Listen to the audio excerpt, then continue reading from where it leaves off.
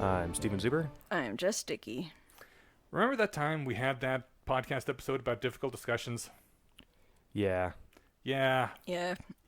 Now we're going to actually have to have one of those, and it sucks, and I guess we're going to find out if we are any good at being rationalists and shit. But that's why we're starting with two awesome things at the top. Yeah, let's do the awesome things first. With one minor small thing. I'm getting over a cold, so I might sound a little nasally or snuff or something. I'll try not to sniffle into the microphone. And I'm on testosterone, so my voice is probably going to break. You are already? Yeah. Oh, I thought you didn't start that until after the harvesting thing. I got my first shot Saturday. Oh, all right. Congratulations. Thank you. All right.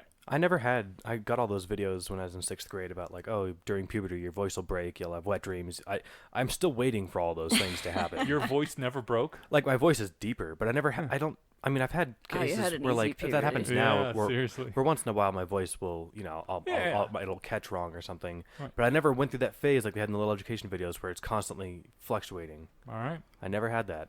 You got off easy. I guess. Yeah. Anyway, well, I also never really got a mature adult body, so Yeah, maybe in your Maybe you'll 40s you're get going to there. suddenly Yeah. reach adulthood. Yeah. we'll see. All of a sudden it was, yeah, it's for 6 months in the air. I go, hi, I'm Steven Zuber. God, I just done, like Morgan Freeman afterwards. Yes, exactly. Okay, yeah. So the two exciting things. I got married almost 3 weeks ago. Woohoo! Congrats. It was super awesome. It was Yeah. great, beautiful, and fun. I was in the ceremony, so I can confirm it was super awesome, and it actually felt good to be there, despite the fact that Stephen was going against my firmly given advice. Well, you never advised me not to get married. You Well, had general maybe. advice about it. Yes. And when I even asked your candid thoughts, and you had said that your situation I think works for you or something. You gave some nod that said you were okay with it. Right. Well, if I get married, I want to stage a thing where when they do the whole "does anyone object to this marriage?" that like you stand up and just read your blog post in its entirety. I have a 4,000 word screed. That's awesome. We didn't actually do the object thing. My aunt officiated, and if you want to sign on the paper on the license under ordainer or whatever like thing, you have to be an ordained minister.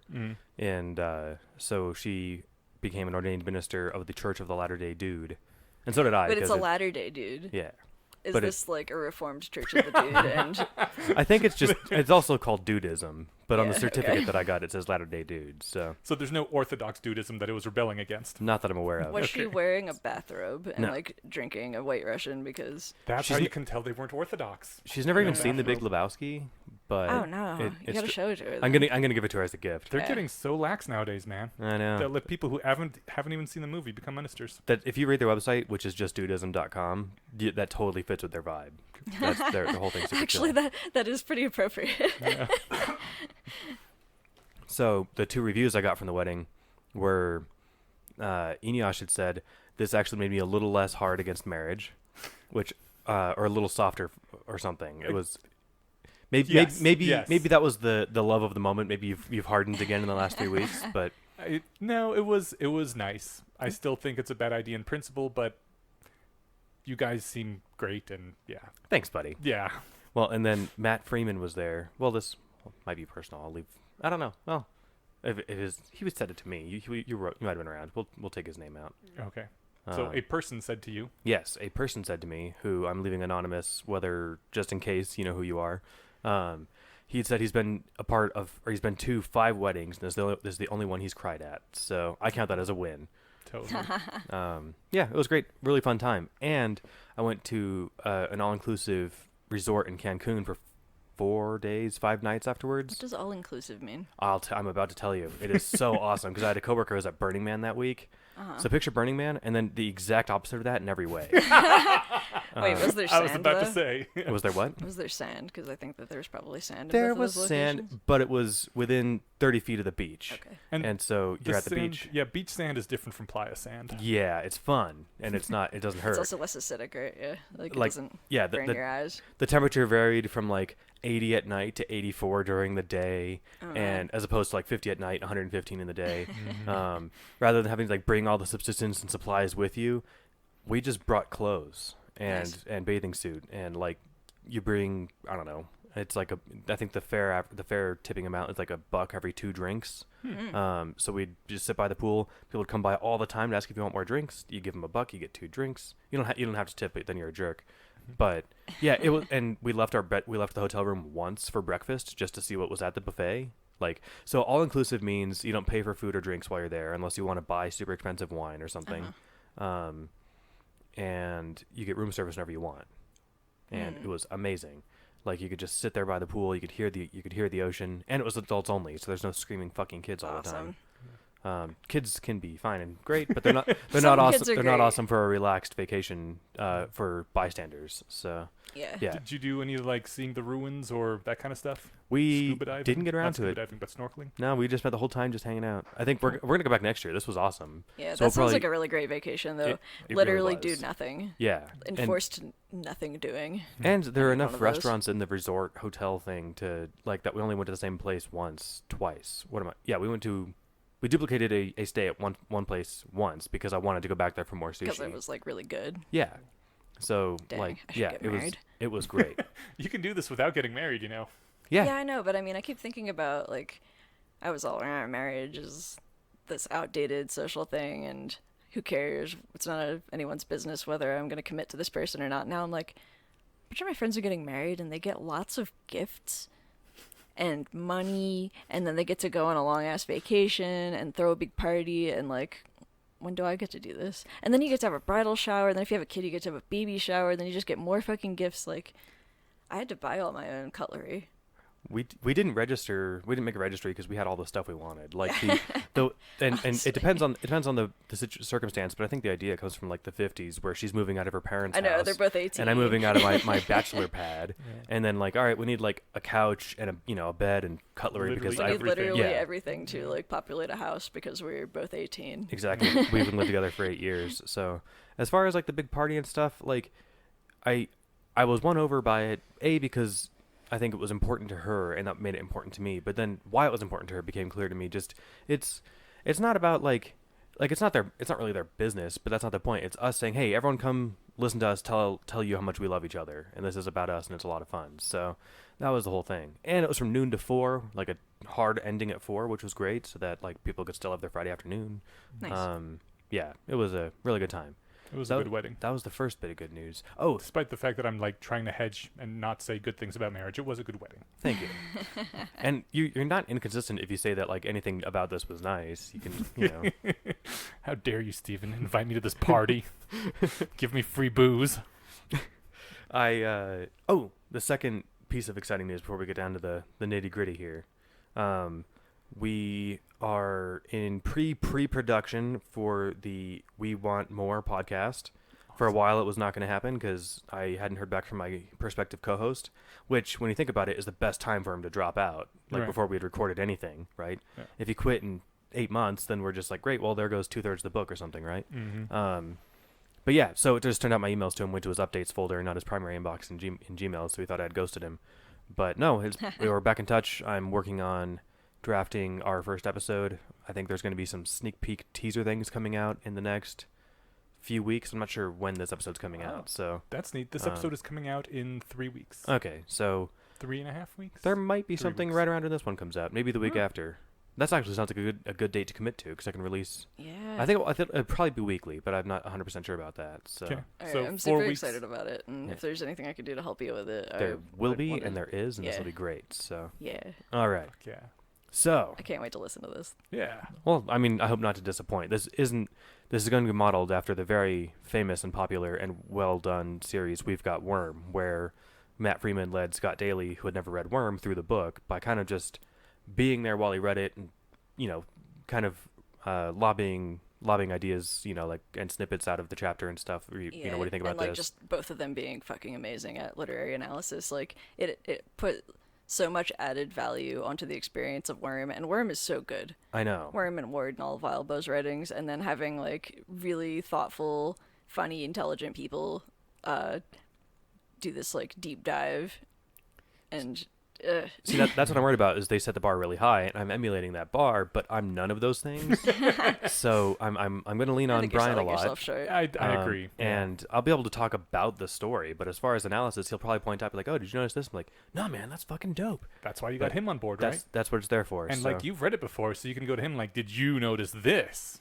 Yeah, I'll have all the insight from having read about the book for the last few years too. So That's gonna be hard too to not like Because there's so much that's in the early stuff that pays off much later that you can't tell him, you know? Yeah. Yeah, no. but like Steven, you're the one that like is really hardcore about spoiler protection, right? Oh yeah. Well, So and I this, trust you to be able to like keep a lid on it. well, there's also the concern that like just anything that I point out would be like, okay, this is significant because Stephen put it in the notes, right? So if he reads too much into that, so it'll just be really small general things, right? I think that's going to be part of the challenge. I was talking with Matt about this, how to coordinate, on because I'm playing the part of Matt in this show, so he's a good person to offer advice. Yeah. And I think that's a big part of it. Like any quote I pull out might be, take a double take from him to look at and be like, okay, maybe there's something here. Why'd he pull this quote? I was Right. No, actually I'll- like, I'll I be was so careful. impressed when I was listening to the We've Got Worm, which did that format of the one person had read it and the other person, like the entire thing, the other person was reading it for the first time, and Matt was so good at just poker facing like audio version. Yeah. Occasionally when like it would be like, man, this thing seems really significant. I wonder if this thing's gonna happen. And he'd just be like, yeah, I wonder. Yeah, it was hilarious. Occasionally, Scott would pull these fucking rabbits out of his hat and just be like, "How Man, did he you nailed get so there?" much stuff Yeah, that- yeah, like- he missed a few. They actually kept a chart that I But followed. even the stuff that was wrong was like, what if that had happened? That's such an interesting. Like, I want to read the version of the story where this is the case. Yeah, it was really good. Yeah. But All right, oh, we got dog stuff. Dog attack. time for a timestamp. Yep. Unless we want to interview the dog Aw, hey doggy, What what do you does the think about dog methods think? of rationality? about gender. Yeah. What are your thoughts on gender? Come here. The dog says, I don't know, I just hump things. Actually, she doesn't hump things, does she? She doesn't help things. Yeah. Oh. That was almost like a triple sound. Oh, you're the opposite of tired from your hey, walk. don't be touching the computer, man. That's gonna fuck shit up. Yeah. You can molest the other two hosts. Oh my god. I love you. Oh. Oh, she loves you too, and she loves stepping on your laptop so much. I want to eat it. I want to eat it. I want to lick all the electronics. Go get him! Alright, come on. Puppy, Drake wants you. Go see Daddy. Nope. She knows that we're recording. Alright, come on. Oh! That was half amazingly graceful and half just like really derpy, and I love it. Yeah. Dogs are great. I saw her dive off the stairs once, chasing a ball, like Oh, you're sideways. Off. You see the Did like a Matrix flip. I did feel left out. Thank you. Now go get him. Go get Drake. the upstairs. Jasmine picture right there, to the right of the stairs. Okay. She leapt off the stairs at about that height when the ball bounced off the stairs and into the kitchen, and kind of like sort of landed on one arm and like down onto her chest and smacked her face on the ground. She was like, "I don't care!" And he jumps up and goes after ball. That's the thing that I was talking about with pain. Like, I feel like I've seen dogs do shit like that and actually like break an arm, and then they're still just shit. chasing a ball. Yeah. It's like, ow, Alright. but I gotta get this ball. I'll worry about this pain. Like, oh my gosh. Dad. Once dinner has been secured for my family, then Thanks, I will buddy. worry about the pain. Yeah. I'm being excluded. Discrimination. Speciesism. That's right. She has nothing we want to hear. Nothing that makes for good podcasting. Yeah. I don't know, that sound that she made was really cute. It was. It's like, Yeah. My It's too brother's bad we didn't get that on mic. my brother's dog does like this, like, and it's like really cute. it's like and a it's little just like, Wookiee noise. yeah, it's like a howl, but with like an actual like throaty undertone. It's really cute. Cool. All right, So now to the less fun stuff. Is this Yeah. where we put the trigger warning? it doesn't have to be that less fun, and yeah, we can trigger warning it. But Trigger warning. We're gonna talk about genders, all of them.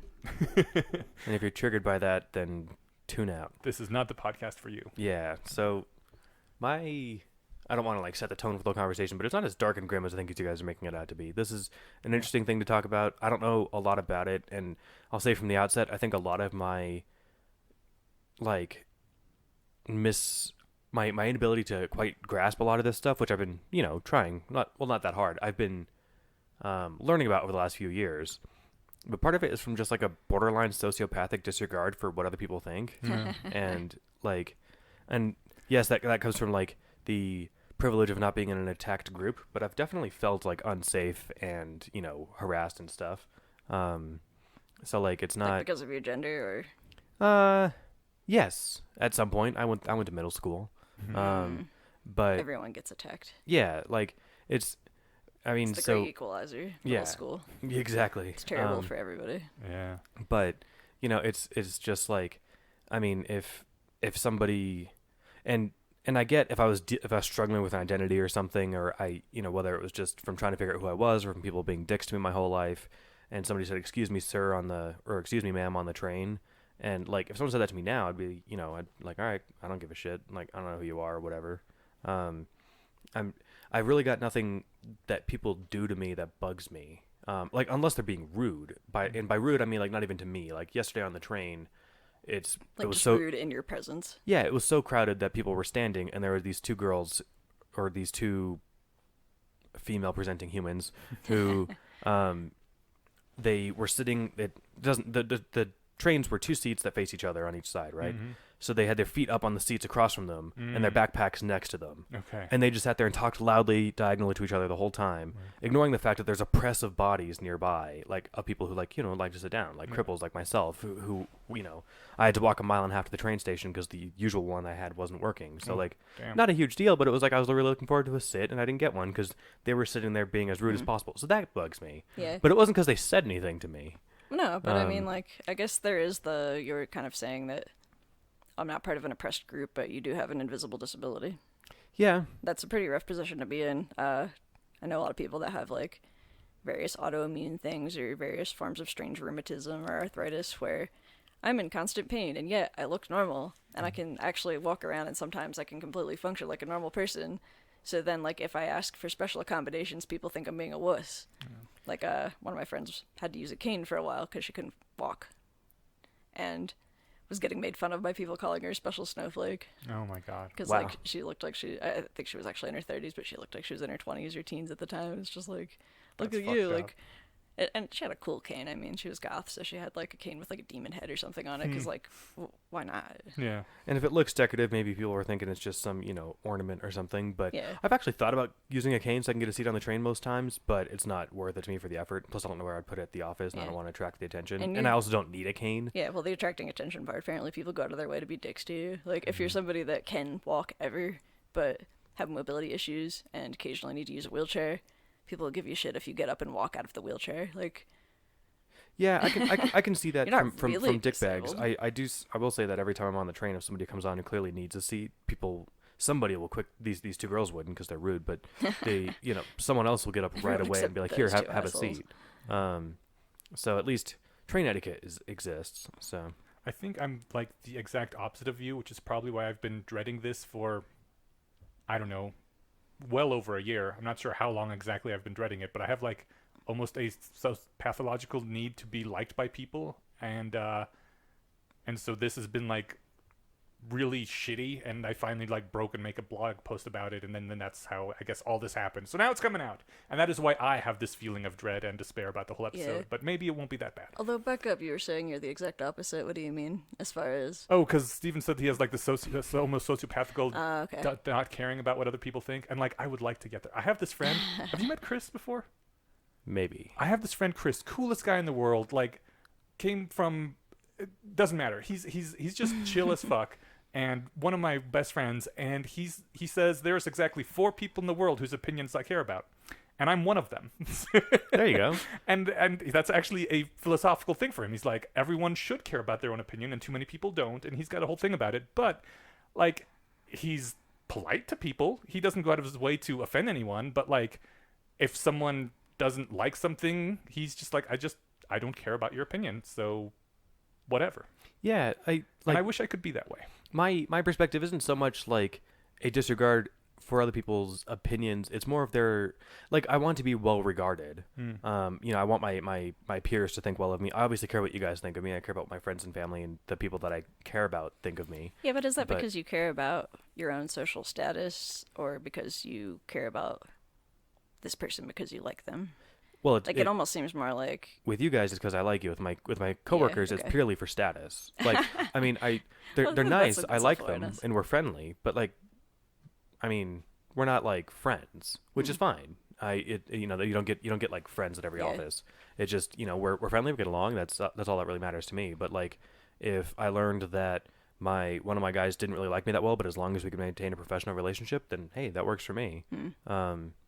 and I'm also like I try to go out of my way to be nice all the time to everybody, right? So it's not like my disregard of people's opinions of me. Like I'm Like I consider you a very kind person. yeah. So my disregard for their opinion of me isn't reflected in me like being mean to people. No. It's more like if someone, I guess, Like if someone's like- mean to you, just fucking randomly. yeah. If somebody pulls their car up to you and is like, "Hey, your hair's shit," and you suck, then you just be like, "Whatever, bye." Kinda, yeah. Like yeah. So I wish I could be like that Yeah. because if somebody was just randomly harassing me, I'd be pretty upset about it, Like- even though it makes no sense. like I drive a pretty shit car. If someone was giving me garbage about it at the stoplight, I would just, I don't know what I would say. I probably wouldn't respond to them, in the moment, or I'd say thanks or something, But like I can't imagine that getting to me. And it's Could like I drive this car because it's cheap. You drive an expensive car because you have different priorities than I do. yeah, exactly. Like, Can so- I share something that's like tangentially related, just Yeah, real quick? but 'Cause- before I come off like a psychopath, I just wanted to say really quick that I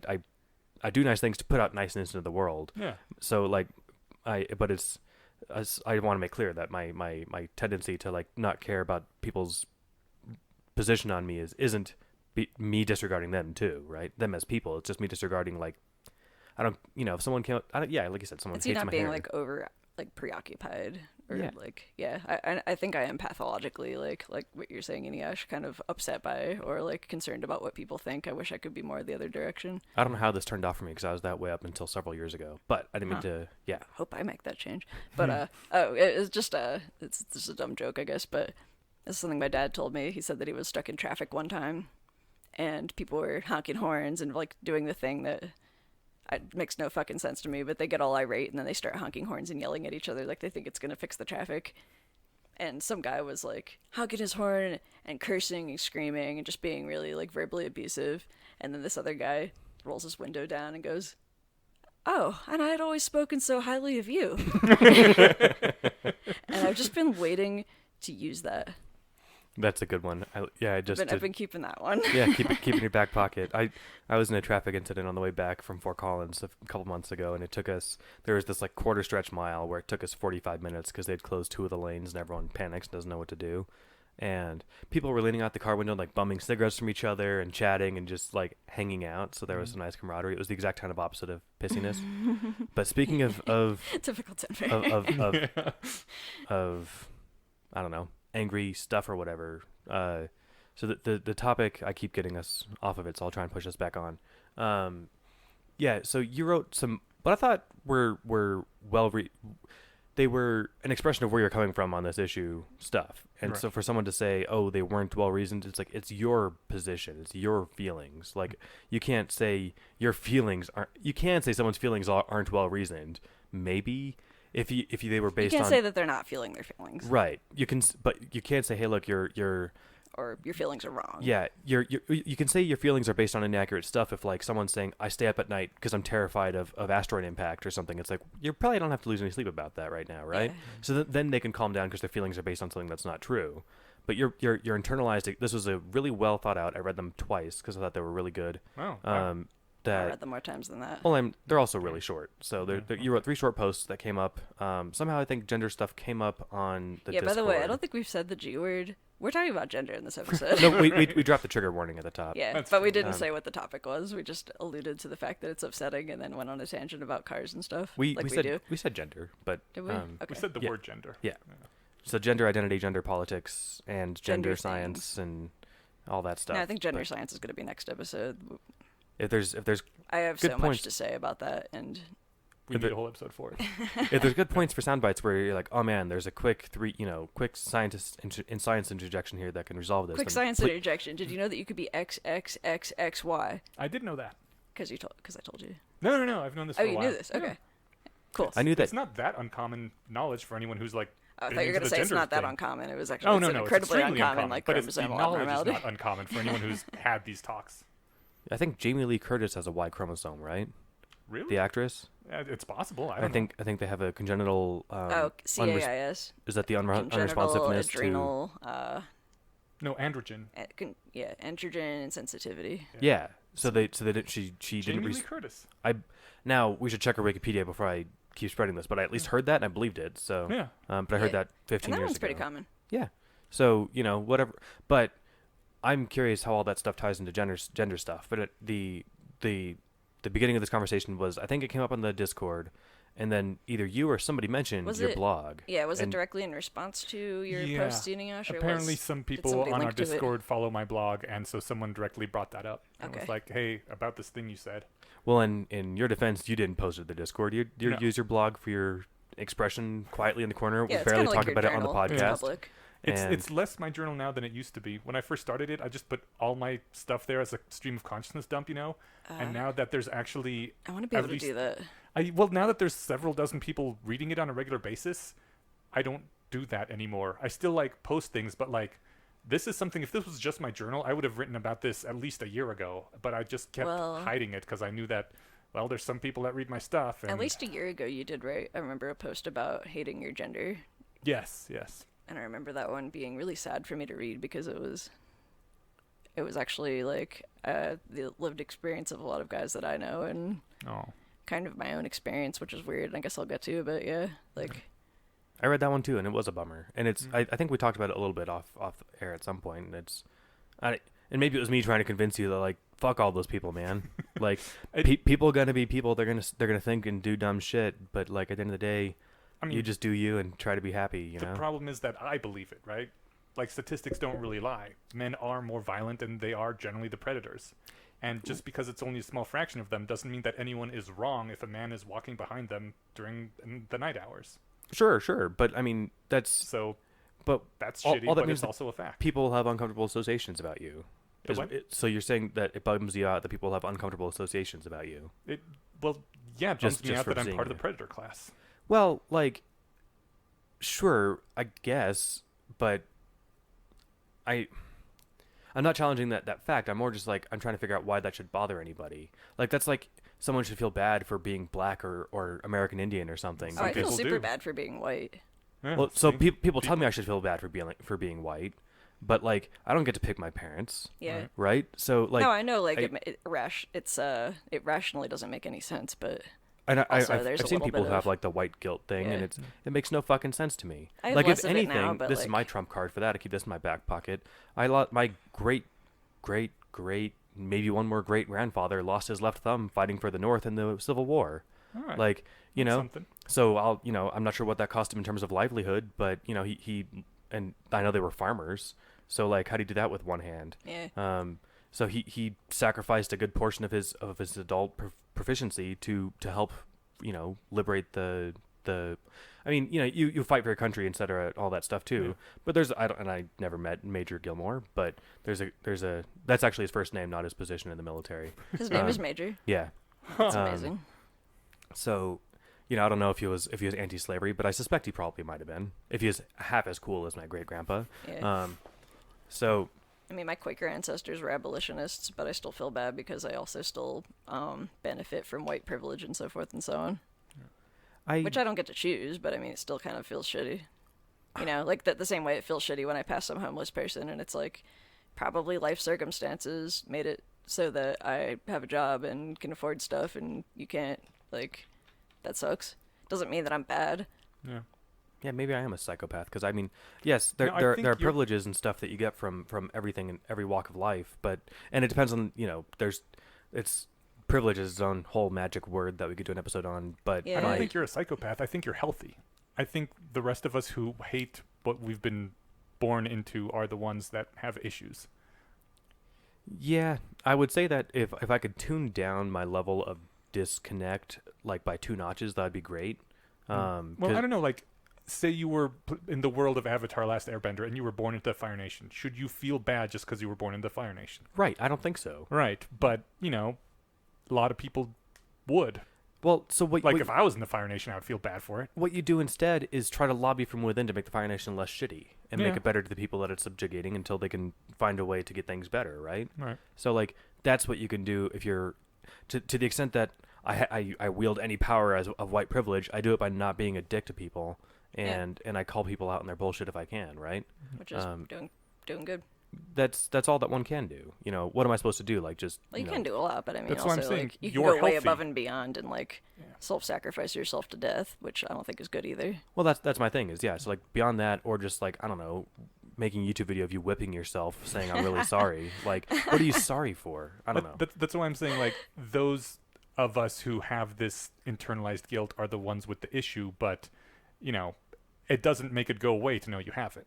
That's fair. And so we've spent a long time getting around it. So I guess what was the crux, if you feel like, either I can try and summarize it, Justin, I can try and summarize Well, it, hang or on. you can... The fact that you use the magic word crux. So Ooh. I wanted to see if we could try to double crux this issue, because I don't think that we've actually really come across a topic that we disagree on between the three of us. Okay. And I know that makes for kind of like a boring podcast sometimes, where it's like, what do you think about UBI? I'm for it. I'm also for it. And I'm for it too. Let's all talk about how we're for it. So, but yeah. Andrew Yang, 2020. For the listeners who haven't heard of this, or if you guys aren't super familiar with it, I'm not either, by the way. So, double cruxing is one of CFAR's techniques for overcoming bias. And specifically, this is how you have a productive argument about something. You start with your belief A, that one person agrees with and the other person disagrees with. And then both people will work to try to find a statement B that is crucial in order to support belief in A. So the algorithm is if B, then A. If not B, then not A. And once you have found B, then you work to see what the evidence shows. And you try to actually figure out what the truth is. And then, so this isn't going to work great for a podcast, because obviously listening to two or more people frantically searching Google Scholar doesn't make for good airtime, but we're going to argue instead, which should be fun for you. I also suspect that this is not something that can be resolved empirically. That's, yeah. Oh, maybe that can be what we disagree about, because I agree, but I think there's some disagreement there. Yeah. So There's I don't... definitely evidence that can be had for support of various positions. Go on, Stephen. Well, so my framing of this whole thing is... Do people even know what exactly we're talking about? No, we don't, Direct way? because Okay, we haven't gotten quite there yet. So I'm not sure yet either if we're going to talk about specifically the response to your blog posts, I kind of would like to, yeah. which would necessitate talking about the contents of them. Which, if you don't feel like hashing them out, which you are probably the best suited to, then Jess or I could. Yeah, no, I have whole summaries of them, which I could read. Sure. Because I've kind of line by line written my responses to them. Okay. But I want to propose we, again, keeping in mind the double crux, I want to keep this to a format where we're trying to uncover the underlying reasons for our beliefs. And I'm going to be committed to trying to stay open-minded to the idea that I could be wrong. And me as well. I think that's the rationalist credo, right? Right. And Crocker's rule. If I sound like I'm an idiot or whatever, call me out my bullshit. Crocker's rule, by the way, Google it. It's a lot of fun. And it's not something that you get to do to other people. You get to profess that you're following it, and other people get to do to you. It's where I'm declaring that I won't be offended. If you're going to say, Stephen, you're just not getting it, then I can't be like, well, I'm hurt that you'd say that. I'm foregoing that card. I also, if we're gonna crux, we need to know what our positions are. What are we even talking about? Well, my attempt at initiating a crux. So my A thesis is, the subject is non-binarism, I guess. Non-binary and trans experience is real. Being dismissive or denying that experience is harmful, and that harm on net outweighs the harm caused by the inconvenience of adapting one's language to be gender affirming. The underlying reasons I believe this is my own personal lived experience, which I'll openly talk about. Anecdotal. Sorry, Yeah. I'm obviously making making numerous consistent self-reports of other trans and non-binary people's lived experience. I was making levity. Your lived experience is extremely valid. No, I get it. The fact that there is a biological basis for gender identity and evidence exists showing that trans and non-binary people have different brain morphology in the areas that regulate gender identity and expression than cisgender people. Can I interject real quick with something that is bothering me greatly? Okay, hang on. One. Okay, and then one more. also, trans and non-binary people have existed across cultures and throughout history, and this seems to be a normal and universal feature of humanity. And now that is the end of my A statement. Okay. My thing that I would like to disentangle is that I am completely with you in every single thing when it comes to trans, and it is only the non-binary stuff that I think is both dumb and harmful. Which is my identity. Yes, which is unfortunate. Uh, But so I really hate those two being conflated, because I agree absolutely on all the trans things, and I have trans friends, I've had trans lovers, and I think it's not to have those two put together like that feels like attacking me in a way that is not fair. I think that, first of all, I identify as trans. You can be trans non-binary, and I think that they fall into the same umbrella while not being the exact same thing. I have a hard time disentangling them. So, all right. So this is actually I get to play a great role here because I don't really have a position. I just get to play the role of the idiot. Well, in the which is a role I'm very practiced at playing. in the Double Crux, they call that the squinter. Great. That's the third party that squints at both the A and the B people. And That's fantastic. I'll play that. And from my squinting perspective, it seems like you guys are barely disagreeing because I think that's probably nobody's what's challenging happening. the plight that trans people have suffered. Nobody's challenging anyone's lived experience. And while there may be disagreement about like the rules people should follow regarding other people's identities, it's extremely clear to me, and maybe neither of you guys want to say it. Is guys okay? Guys is gender neutral as far as I'm concerned, as are dudes, bros. I think bros I can totally see being guy eccentric, but guys is just whatever. But the if you have an issue with non-binary specific language stuff, I'm pretty sure from the outset that you care about and appreciate Jess and their feelings, and that should be said from the top. That it's like, all right, so we're disagreeing about this thing. It's not a disagreement about you or your experience. It's not. This is never an attack against. It's not even an attack. This isn't an argument about you, the person, who you are, or concern for you, right? Right. Did I put any words you disagree with in your mouth? No, that's perfect. I love Jess a lot as in the friend way, and love doing this podcast. Love hanging out together. It's all great. So yeah, no, there's absolutely no personal animosity. Yeah, and there's nothing taboo for me. I hope I never find anything that's taboo. This is actually, I'm gonna not say what Steven said and say that I'm not gonna get offended or emotional because this is a serious part of my life. Yeah.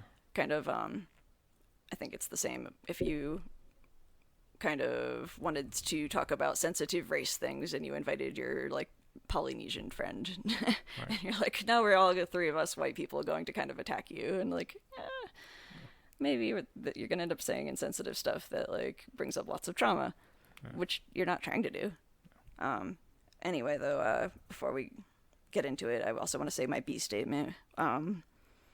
If gender dysphoria was shown to be made up, if the trauma that it causes turns out to be highly exaggerated, or if dysphoria turns out to be a condition just as or more effectively treatable with drugs or therapy as it is with allowing transition, then I would agree that gender-affirming language is probably not an effective or long-term solution. We should be prioritizing other approaches. I actually kind of disagree with that. Okay, so what do you think? Well, I mean, I think that obviously gender dysphoria is a thing, but if it wasn't, I don't care. If people want to change their gender, that's great. I go for it. You don't need to have excuses for it. You don't need to have gender dysphoria. That's not my decision to make. You do you, Yeah, but I mean, if they want to treat it with drugs and therapy so that they're more like the sex that they were given at birth, then that's great. If they want to transition to a different gender, that's great too. What I meant by the drugs and therapy is there's theories out there that being trans, being non-binary, or not identifying with your assigned gender is mental disorder, and the way that you should treat that is the same way you would treat somebody who has body dysmorphic disorders. Right, but I mean, I think of it the same way as being gay. When I was a young kid and arguing with my parents about this, because they were still trying to uphold the Christian ideal thing, there was an article that came out in Popular Science magazine about the gay gene being discovered, which actually is not a thing. It was a sensationalist headline, but the point is, it is at least genetically influenced. Twins are much more likely to both have the same sexual orientation. And so, I pointed this out, and I was like, see, it's in the genes. You can't judge people because of it and all that. Do your parents believe in genes? Yes, they do. Okay. Yeah. Just had to check. Yes, they do. But looking back on that, I'm kind of ashamed of myself for making that argument because it doesn't matter if it's entirely genetic or entirely choice or whatever. If someone wants to love someone of the same gender, I don't give a fuck. They aren't hurting anyone. It could be 100% choice. It could be things that happened to them in their childhood. It could be their genes, but they get to choose who they love, and they don't need to make excuses. I feel the same way about the abortion debate. Some people are like, well, the mother's life was in danger, or she was raped, could have been or whatever. raped, yeah, but, and I'm like, it should just I be don't care what the excuse is. Maybe she just doesn't feel like having a kid this week, and maybe she'll have another one next week instead. It's their choice. So I don't like, if it was proven that gender dysphoria is not real, I still wouldn't say that. I'd be like, go ahead and be trans anyway. Yep. I mean, I agree with that. Yeah. Let's see. Did you want to try to come up with an A or a B statement to get to the crux there? As far as what would you say is the crux of your argument? The thing that if I were to find some kind of evidence that disproved it would change your mind? From my squinty position, we didn't know we were cruxing or doing a crux game, so we didn't prepare statements, or I didn't. Yeah, I didn't prepare any statement either. You don't have to prepare one either. You can also just, I'm like, cool if you want to just talk about it a bit and put like words out in the air, and then also be like, wait, no, I don't believe that. I'll take that back. That's usually how I find my way to things. Sure. The thing I have is that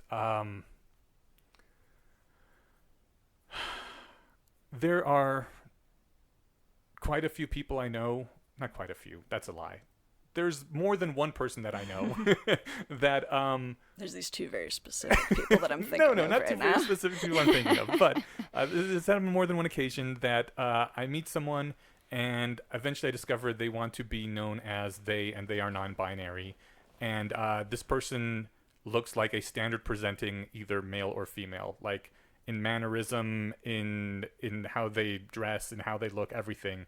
But they're like, I'm a they, and that annoys me to no end, because now if I am just talking in conversation either near them or about them, I can't have a decent conversation. I am constantly self-censoring myself that whenever a pronoun would come out, I have to divert it. And I've already done that once in our conversation here on the podcast, where I specifically was about to use a pronoun and stopped and just didn't use any pronouns at all to avoid that. And like, it's easier for me now. Like when you first came in and were playing with the doggy and it was so cute, and I was referring to the dog, it's like, oh, she loves to bite you, rah, rah. There was one time where I said something about like, she wants the backpack off of her or something to expose the weak underbelly, and like that came out unbidden, and I felt bad for a second. But since I've put out that blog post now, I've gotten a lot of tension relieved, so I like stopped feeling bad quickly thereafter, which I don't know if is a good thing or a bad thing. But I guess what I'm trying to say is the feeling that I am being told you have to use a non-standard term for someone because they have decided that they identify in a certain way that doesn't match what my sensory input is, makes me feel like I am being asked to lie all the time or lose someone's friendship, and that really sucks. And what really nailed this home, and what finally forced me to write the blog post that I wrote, was that I was at a gathering of friends, and I had a friend common. This one friend I'm thinking of right now, who is a they but is very gender normal presenting, wasn't there. And a mutual friend of ours talked about them, and they said, yeah, if you guys, have you seen the thing that she did recently? And I was like, oh, he doesn't know yet. And I was like, that lucky son of a bitch. So he doesn't have to censor himself. He doesn't have to feel bad if he gets it wrong. And most importantly, no one is judging him as an evil person because they all know he doesn't know yet, so it's okay. I wish I did not know her gender. And then I was like, this is an information hazard. I have been made worse off by being told what this person's gender is. I wish no one would have told me. And that is when I felt that like this is just awful and I've got to say something. And that's where the blog post came from. From my squinty point of view, I don't really see I guess Jess had asked if you could think of a positive claim for that, like what your A statement would be, but I'm not even sure if that's distillable. You're describing a lived experience. Right. Were you making like a this is my position argument in this essay or in this post? The position that I finally came to is that in common usage among almost everyone, pronouns don't refer to someone's gender because someone's gender is impossible to tell. You can't see someone's gender. The only way you can get to know someone's gender is to actually interrogate them. And lots of times it's just something, first of all, if they're strangers, I fucking don't care about people's gender. Most people don't care about strangers' gender. And I don't want to have that sort of conversation with someone. It's kind of intimate. So generally, pronouns are used to describe someone's apparent sexual characteristic. Someone's apparent sex. That person looks vaguely female shaped, probably female. So I'm going with she, her pronouns. And that's all they mean. And so since there is no neuter sex, that you can be any one of the 57 genders or whatever, but people are still commonly going to use either he or she based on whether they perceive you as the male or female sex. And the whole focus on having pronouns refer to gender instead of sex really kind of sucks and is a bad idea for various reasons, which I haven't gotten into yet. But so I do have a special position of gender affirming for trans people pronouns, and I posted in the post about that why I think this is a good thing to do. But in general, I don't think pronouns refer to gender in general usage, nor should they. So being asked to use they pronouns to me feels like both self-censorship and a lie. I referenced the old Star Trek X episode where Picard is being tortured and being told that he'll stop being tortured as soon as he says there's 5 lights behind his torturer and there's 4 lights behind the torturer. It always feels like being told to say there are 5 lights, because even though I can see the person is either male or female, I'm being told to use pronouns that are not he and or she. I really like that reference. I didn't even watch Star Trek, but I had somehow heard of that, and I might have even seen that clip before, but I saw it again, and I think it landed your point well. I hadn't seen the clip, but yeah, I hadn't seen that episode either and had no idea what the referent was, but I knew what it meant. And I mean, I know it's hyperbole. I'm not being literally tortured, I think that was clear. Okay. Yeah. You certainly didn't come off that way. So that sounds much more from my, again, sort of outside in the stupid box over here.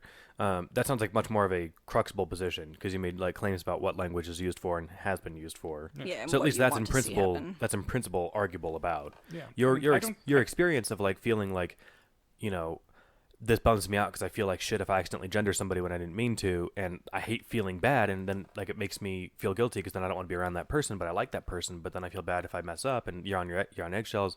That's your lived experience. You can't. Right. That's not something I can argue with you about, right? Yeah. But the I language don't care stuff. if other people use they pronouns or whatever. Like I said, people can do whatever they want. I just feel bad that I get what feels like the shit karma and people hating me if I don't lie, basically, or what I perceive to be lying. Yeah, so you also made the statement in one of your blog posts that neuter gender is made up. You had said that there's not a neuter sex, there's intersex, but well, I mean, all genders are made up, right? Sex isn't made up, and not sex. Gender, yeah, kind of. There's some correlation to biology. We should say quickly the difference between sex and gender. As far as I understand it, is that sex they're a bit hopelessly intertwined. So I will be the first person to agree that I think that the definitions are messed up and it's bad. The state of things is bad. But yeah, go ahead, Inyash. The definitions, as I understand them anyway, is that sex is the biological, physical, body shit, and that gender is a social construct, and that, yeah, like you said, they've been intertwined for ages. Generally, gender roles matched sex roles, although not always. But yeah, there are multiple genders, and I, for one, hold that the Anglosphere has had at least 3 genders for several centuries. But yeah, we'll get to that. Yeah. The definitions you gave match what they teach in college psychology classes, so at least you're not. I would say it's a very slight adjustment, but I would say sex is anatomy and then biology, or the sex is anatomy and gender is psychology. I wouldn't say that it's a social construct entirely. Okay. And maybe that's something that we can talk about. It's Ooh. weird that that's my position too. That is not what I was expecting. The thing that I find frustrating about, I guess, a lot of things in rational life is that people assume that if you are pro this, then you agree with all these other things that go along with it. Same with being part of the blue or the red tribe. Yeah. I think that absolutely there's a biological component to sex and gender, which is usually the conservative point, and yet I am trans and am very pro using the correct pronouns for people. I've never heard anybody say that there's not a genetic component to sex. I have heard somebody say in real life that there are no differences between the sexes. And yeah, then no, I've I heard that too. Like, I went on to that's ask- kind of what I'm I used referring to to. believe that. I went on to ask them, like, how annoyed would you be if you went to the doctor for stomach pain and they did an expensive, like, prostate health check on you? And I was talking to a woman, Yeah. right? Like, I would, if I went in for stomach pain and they charged me $2,000 for a pregnancy test, I'd be super pissed, Yeah. right? So there are, the reductio ad absurdum, there are differences, Yeah, right? I kind of don't even want to like belabor that point too much because like to anyone who has any sense at all, I think that it's pretty obvious that there are physical differences. Ooh, can I give you a quick bit of trivia about the beginnings of gender? Yes. Okay, so like we were both saying, they have traditionally been gender and sex very intertwined, right? So intertwined, in fact, that in the early 1900s, gender and sex weren't really thought of as separate things. Gender was a term used by linguists to refer to words in languages that have either a female or a male aspect to them. Yeah, gender just means kind. They Yeah. started using it because people were offended by the word sex. Exactly. It was in the And they wanted to find a more polite word for Yeah, it. it was in the 20th century that gender started meaning a different thing than sex. And the notorious RGB, Ruth Bader Ginsburg, Ruth Bader? Bader? Okay. With a D? I hear the person who mostly says her name has a bit of an accent, so I'm not exactly sure. Just But- say it with the accent. Okay, Ruth Bader Ginsburg, when she was arguing in front of the Supreme Court when the sex discrimination stuff, she was told, look, no one's going to take you seriously as a woman if you're up there talking about sex and using the word sex in the Supreme Court. Use gender instead. So, I mean, it had already been before then that people started using gender to mean sex, but in the early 1900s, like, gender was a construct of linguists to say, look, we know words don't have a sex, so gender means, like, a bridge is feminine, so the word for bridge is gendered female. It's So fucking arbitrary. yeah, right. I hate English. And gender just recently came to mean something other than how words are split. Yeah, although, like, I would also, point out that language changes all the time. You Yes. used to be plural. Yeah. I mean, that's why it is cool that gender now actually has a meaning outside of linguistics, and I think that's cool. I think it is as long as it were strictly defined. The thing that frustrates me is the fact that still people will use it to mean sex, that it can be thought yeah. of as interchangeable. And as much as people have tried to push the whole, like, gender is how you feel and sex is what your morphology is, I think average person wouldn't be able to make that distinction that clearly, or even know, like, what that necessarily means, and that's frustrating. Yeah. I can attest to that because we've talked about this before. I know what my physiology is to the extent that I can look down and see most of it, but like I don't. If there's a strong sense of like manhood in me, I don't know what it is. Mm-hmm. Like I enjoy watching John Wick beat the shit out of people. Like Yeah, but who doesn't? right. Like I mean, so if that. I watch movie 300 and I want to like do push-ups when I get home. Like, is that what masculinity feels like? I have no idea. So like, And put on face paint. Wait. yeah. Well, I mean, And draw abs on me. but I mean, They all had eyeliner in 300, right? It did. God, they looked awesome. they sure did. Man, I wish everybody would wear eyeliner like that. Yeah. So like, I don't have this. I'm pretty sure this is just one of those things that like, I think I'm completely missing. It's like somebody describing, sense of smell to somebody who has never done that. They're like, what do you mean you can like tell what something tastes like from across the room? I think that's actually the default human position. I think it is not. I think that it is very prevalent among rationalists. I think that is a specific neurotype that correlates with having a weak sense of gender identity, and the majority of people actually have a pretty strongly felt sense of gender identity. I don't know about that. Although, I couldn't- admittedly, my I can't prove sample it size is because- skewed. But Yeah. No, I like. I would love to like actually see a study or research on that because it's, I was not able to find data on this. Yeah. I just remember intentionally going outside of my bubble and asking people about how they felt, like, cis people. How do you feel about your gender? Like, would you switch genders? And being really shocked by everybody being like, oh no, I feel like a guy. No, absolutely, I wouldn't switch because I'm a guy. I don't want to, and not even necessarily in a women are inferior. Like, this was from very, cool progressive people that were just, no, I mean, I'm a woman, and that's what feels normal to me, and I know what that means to me. And That's weird. It strikes me as very strange, but it took me a really long time to come to terms with the fact that I'm actually an outlier. All right, I'm going to start asking people at my workplace because I think they're pretty neurotypical. It's a fun conversation starter. Yeah. Wasn't this a question on some of the SSE posts, like how strongly do you identify with your gender of your sex? Yeah, because one of the things that Scott was trying to figure out there was whether or not this correlates to rationality. There's a very strong link between autism and transgender or non-binary gender identity. Mm-hmm. And autistic people and trans people have MRI and PET scans that show that the brain does actually have differences, where cis people would have their center that regulates gender identity. It's the same reason autistic people have kind of identity issues in general, like being able to read facial expressions, or it varies, but there tends to be a pattern of this kind of I don't want to even necessarily call it a disability. I would say that, like, I consider autism to just be a different neurotype. Obviously, there's some pathological forms of it. You can say an inability. Like, if you can't read facial cues or social cues, that's an inability. It's not necessarily a disability. Yeah. Right? It kind of is, because it means that you can't interact with people in a healthy way necessarily without practice. Much harder time of it. Exactly, without practice.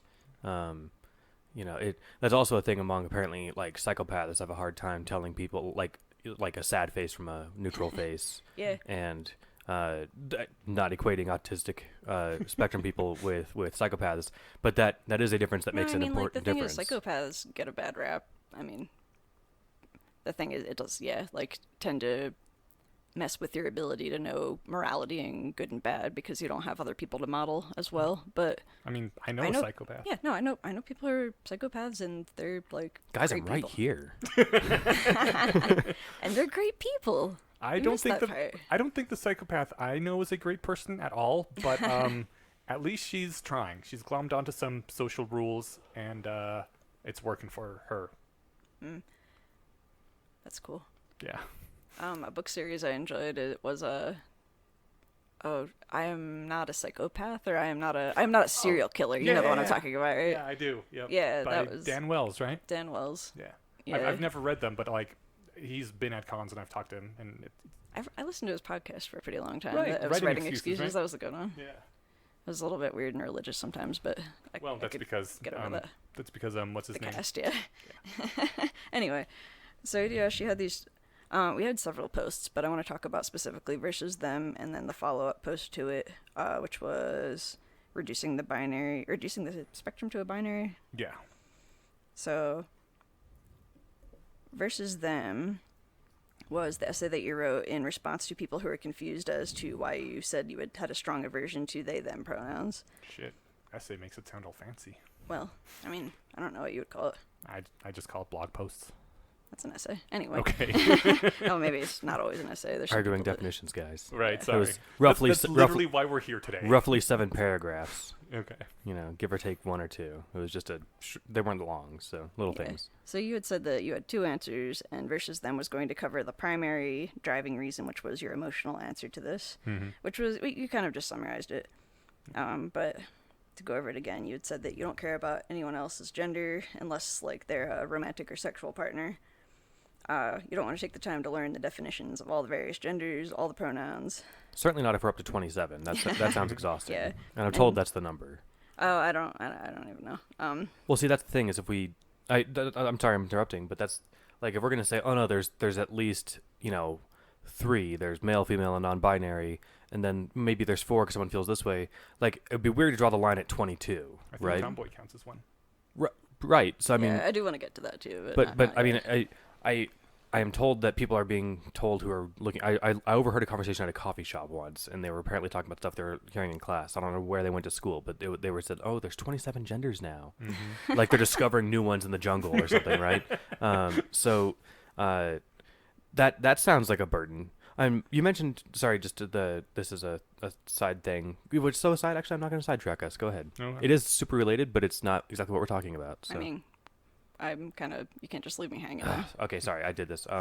It was just you mentioned like it's intimate to like ask somebody just like what's their like gender identity. Yeah. I have heard of conversations where it's in at least populations where it's not uncommon to start a conversation like, oh, what are your pronouns? Like, I've heard that it's actually really common in Asian cultures to ask, how old are you? Which is considered a faux pas, I think, in Western culture. yeah, Absolutely, and yeah. and it might be a faux pas to go to, you're meeting your dad's friends at whatever, at dinner or something. Oh, what are your pronouns? And it's like, that would be a weird thing to ask They probably somebody wouldn't here, even know right? what that meant. Yeah, so My parents' generation doesn't even know what the yeah, hell any of that is. that's a good point. So it is, and that's something that maybe this is a cruxable position, but it's not one that I'm really holding, but it's a question. This seems to me like the kind of thing that you posit has been around for ages, but I suspect has gained sweeping popularity in like the last 6 or 7 years. So I Yeah, I'd have say in the last 1 to 2 years.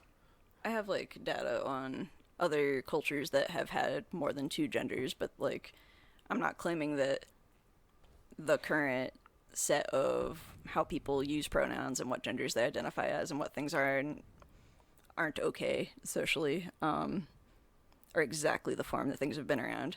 What I was saying is that people have felt off the spectrum of male and female and have like presented as such. Sure. Definitely presents in all different ways, though. That makes sense. I was thinking, like, I would bet, this is my crux, a Google Trends search would show that, like, the use of the word gender or gendered pronouns has probably skyrocketed in the last 5 years, which Yeah, tells me that this probably wasn't a conversation people were having in 2009. So that's not really, like, I'm not making implications from that. It just seems to me like, and I also grew up almost literally under a rock. That makes it sound like I grew up poor. I didn't go out much. So To me, asking I had a someone small what their social circle. pronouns are is like, would be asking them like what their race is. Like, I mean, if you can't tell, do you really need to know? Yeah, that's a weird thing to ask somebody, right? Yeah. I mean, even I know that. Now we're on a tangent, but it was two new people starting at my last job, and I happened to bump into them downstairs. Like, they just asked if I worked at this job, and I was like, yeah, it's one of like 50 places in the building. Why'd you ask? But they happened to guess right, and somebody overheard. It was both of their first day, and one of the guys was Vietnamese, and one of the guys was white, and I have no idea what a Vietnamese. I know roughly what a Vietnamese person looks like, but I couldn't tell. You couldn't So- tell them apart from Korean or Japanese or whatever. Yeah, so when the two new guys were meeting, the other guy, the white guy, asked him like, so where are you from? And he also spoke with a thick accent. The other guy, the Asian guy, he's like, oh, I'm Vietnamese, and he's like, oh, no way, I spent time in Vietnam. And I think so when he asked, where are you from? I'm like, oh, you're not supposed to do that, No, man. you're not. But then when he had said, oh, I spent time in Vietnam, that made me think like, oh, maybe he like picked up his accent and he could so he was asking to open that door as a polite thing. So maybe that was a nice spin on it.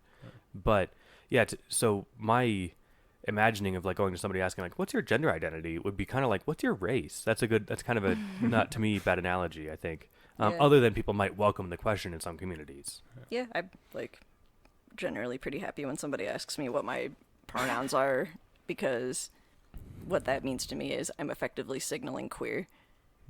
And I think that even in like outside of, and I'm gonna probably make this caveat a bunch of times during this conversation, outside of the most extreme Tumblr social justice spheres, I think most queer spaces, it's considered actually kind of weird if you go up to people and just start asking as like a, icebreaker, hey, like, my name's so-and-so, oh, hi, Susie, what are your pronouns? Like, I think that, like, either someone volunteers their pronouns or they're clearly, like, I think there's a point where it's okay to ask if they're clearly signaling that I'm not on the binary spectrum, where if you have a gay haircut or... you know what I mean. Can I ask? Well, and not to be an asshole, but I think we all know what you're talking about when you say that, right? Yeah. This is personal, but you said that makes you happy when people ask because it means that you're successfully signaling queer. Yeah. Why is that something that you want to signal, and why? Yeah, I guess why. What you want to signal that because that's where you are, but Yeah. but why do you want to signal that? I don't know. The same reason I would want to signal being a rationalist or being artistic or liking certain types of music. I want to attract the kind of person who has similar interests or belongs to similar social spheres, and I kind of want to counter-signal or anti-signal. I always use that word wrong. Someone's going to yell at me. But I want to drive away the kind of person who hates that sort of thing. Like, I was goth, like, full-time my whole youth, and I probably still would be if I could do it at work and so forth and so on. But the point was, I want to attract people that think goth is cool and want to come talk to me about the metal bands that I like or creepy fucking manga that I read, and I want to drive away the preppy jock people that, and that's another stereotype too. But like, You're gonna have less in common with them. yeah, no, I don't want normies to come up to me and talk to me about sports. Yeah. I want weirdos to come talk to me about weird shit. Yeah. And that's like what everyone does when they're signaling. And I know that you can't not signal, and yet I kind of make an effort. Not even an effort. Well, I don't know. I don't signal loudly. I tend to fly. I try makes it sound like I'm putting an effort. But not signaling is a type of signaling. That's my point. and I'm aware of that, but like I don't wear clothes with like affiliations on them. And that's usually because they're cheaper, but it's also just because like Oh yeah, I hate wearing somebody's logo on me. yeah, a or walking like a advertisement. football team or something. Which if I was wearing a Broncos jersey, then I would signal to other Broncos fans, "Hey, this guy's a Broncos person." I personally feel if I'm going to be wearing someone's logo, they should be paying me. Yeah, that's a good way to think about it. But like, I don't do things. I don't broadcast. I think so. That maybe that's the difference. Where like maybe this is the thing about like me not. Maybe this is related to my generally uncaring attitude about people's positions. Is that like I kind of just want to be ignored. Like if no one talks to me, or notices me, unless I'm trying. Like if I'm trying to talk and someone's like deliberate, that's different. But if they're deliberately ignoring me, but if people don't look at me when I'm on my way to work, I'm a happy guy, right? Well, yeah, I don't know.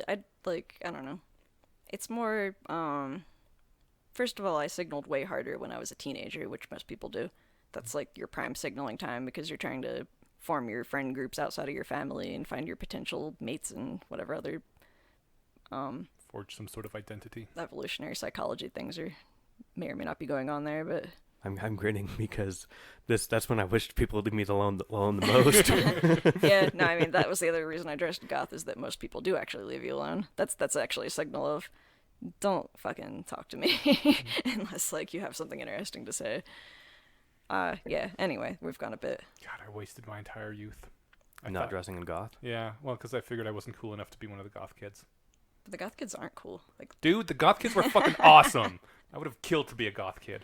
When I That's was like- in high school, I remember seeing somebody who clearly spent, I'm guessing, 90 minutes getting ready that morning, applying their makeup. They had their hair up in full spikes. They Yeah. had immaculately covered lipstick in front of white paint and stuff. I've always been a really low maintenance goth, and it was like a struggle. And I always thought like the whole goth vibe was like, I don't care what you think, man. It's like, yeah, you spent 90 minutes getting ready this morning to tell me you don't care what I think. Like I always thought that See, was like weird. that's like me putting a lot of effort into a "fuck you" statement, though. Like that's what I find really enjoyable about it. It's like I am going to spend 90 minutes deliberately painting myself in "fuck you." Right. Yeah. And in years hindsight, when I remembered thinking that, I realized that I must have been misunderstanding what they're trying to communicate. If they're trying to communicate that they don't care what I think, they did a really shitty job because they spent a long time trying to convince me of that, right? I If they think want- if they're wearing- trying to communicate like, I don't care what you think if you're not the kind of person that thinks this kind of thing is cool. They were trying to communicate "fuck you." Yeah. I think, yeah. So that makes more sense, and that explains their time investment. Yeah. All right, sorry. To go a little bit more on tangent, I would also say a lot of goth people are projecting aggression as a defense mechanism because a lot of goth kids are people that were bullied or have psychological trauma or shitty lives. That's what South Park Pretty taught me as universally. well. South Park. Back to gender. Yes. You, yeah, the essay was versus them.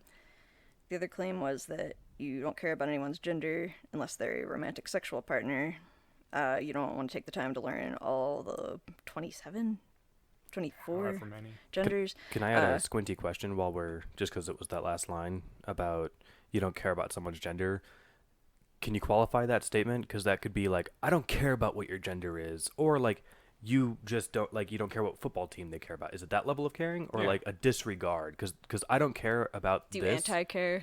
Right. So because that's one reading of it, right? Uh-huh. So I was curious what I'm assuming I know which one, but it's worth Yeah, qualifying. well, my reading of it wasn't Like that. the but- football one. Yeah. Oh, okay. Then I'm wrong. No, wait. Hold on. Maybe I was Like, I don't care read which that of the wrong. 27 NFL teams you like. And that's Okay, the so same you way are saying that, like, I actually don't care, not that I hate your gender or your No. football team, and please don't bother me with it. Okay. Right. That's what I meant by anti-caring. Yeah. Like, I I care think in that I'm annoyed by it and I want it to go away, which I don't, that wasn't what I read from this either. It was more of this is a personal inconvenience to me. Yes. Gotcha. And you had said that when you use he, him, or she, her pronouns, it is in their gender-neutral form. Yeah. Nyasha's use of pronouns is simply a reflection of the perceived sexual characteristics on the person, not their gender. He says he doesn't think he's weird in this. This is the societal default. And that it is dumb that our brains have these built-in male-female categories, but they exist, and they exert strong pressure to categorize people. And moreover, being asked to deny what your own eyes see is being forced to lie, which you find traumatic due to similar past experiences with fundamentalist religion and abusive relationships. Furthermore, the phrase misgendering is suffering from lie inflation, which was a link to a Slate Star Codex post that we can probably relink here.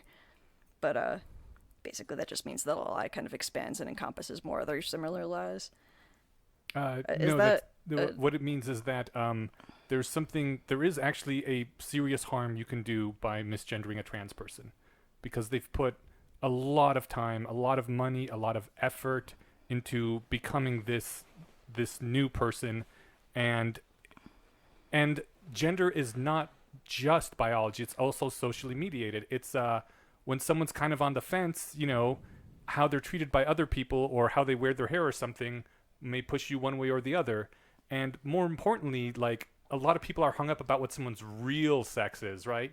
So if they see someone who's obviously a hot chick and just, like the Crocodile Dundee thing, that would always be seen as a woman, but then someone whispers, "Hey, did you know that's actually a guy?" And then that, like, just ruins all the work this person has put to try to be a psychologically whole person, through one little fucking malicious thing like that. And I mean, some people will move cities and start over an entire new life because it's too hard for the people in the city to stop referring to them as their old gender. And so you can ruin that all by maliciously using the wrong gender, even if someone is incredibly presenting.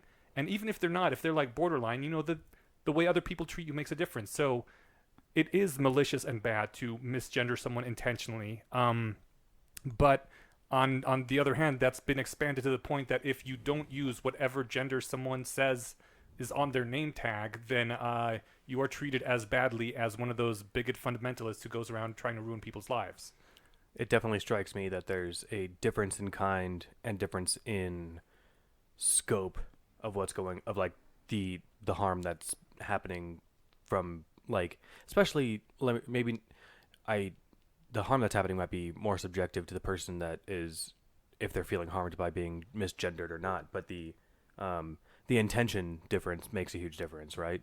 Like if you accidentally slip up and say, "Oh, whoops, my bad, I called you by your sex and not your gender," that's different than, so imagine being the trans person who moved state, and then somebody from your old high school is there and they're telling everybody. That's a very different, that's a malicious vibe, right? And also, I just want to apologize to everyone right now if I sound very passionate or strident or something. I'm just incredibly nervous, and so, like, all my muscles are tensing up, including my chest ones, which is making my voice sound like this. And I'm not actually wound up. I'm not, like, angry or anything. I just got nervousness. For what it's worth, social anxiety. And this is the first time I've seen you, like, fidget during a podcast. Oh. And no, it's not. I mean, do what you got to do. It's just this is clearly a hard topic for you guys to talk about. So you're crushing it, and no one give you guys shit. If anyone gives anybody shit about this, Banhammer's coming down.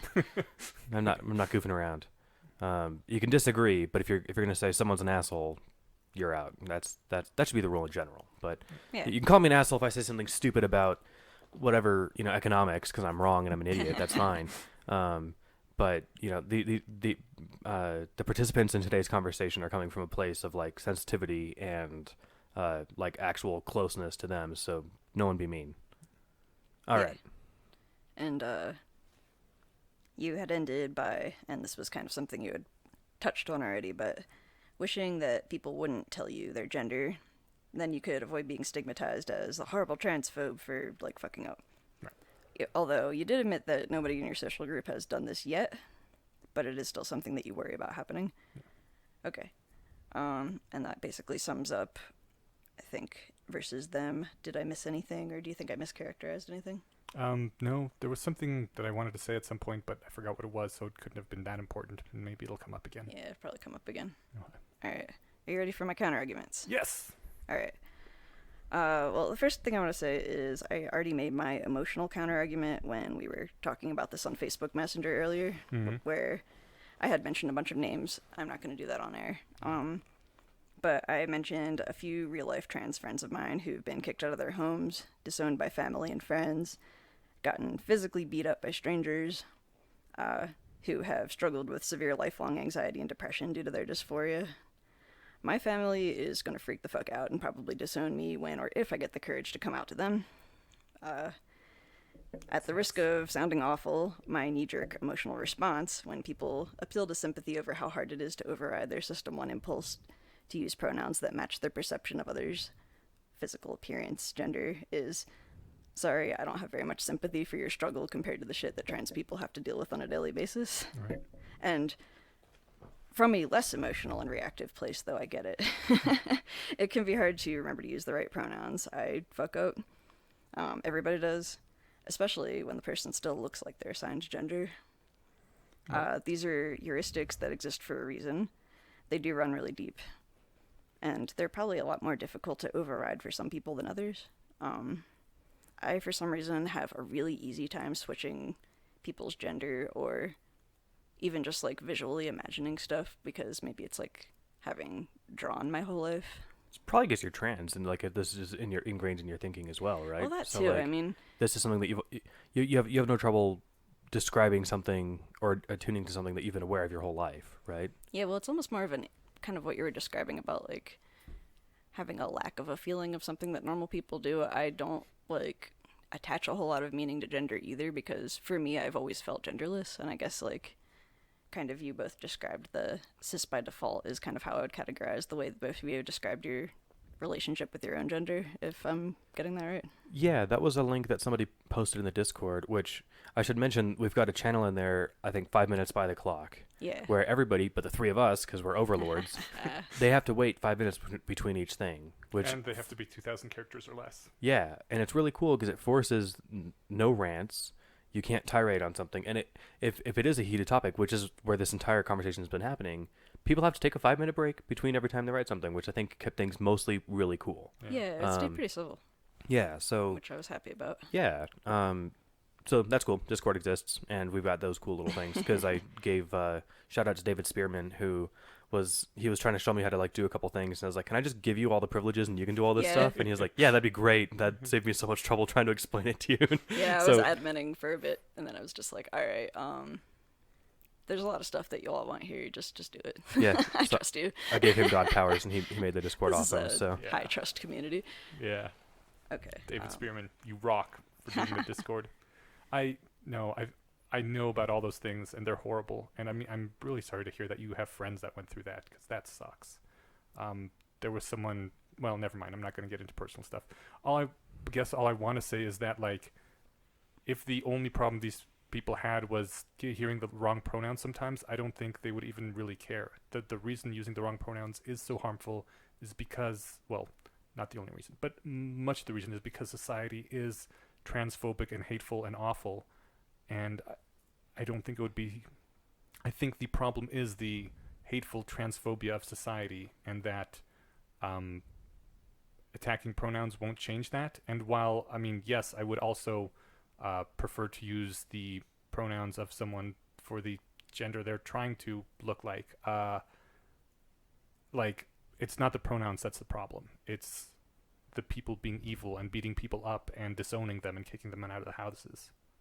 I gotta make one interjection and then one question. So, Jess, you neglected to mention how you heroically swept in and helped sheltered some of these people and helped them out at difficult points in their life. You just described it like you saw it happen. Right. You helped out and you were modest about it, but I won't let you be. Okay. Thanks. So, unless you really insist, we can cut it.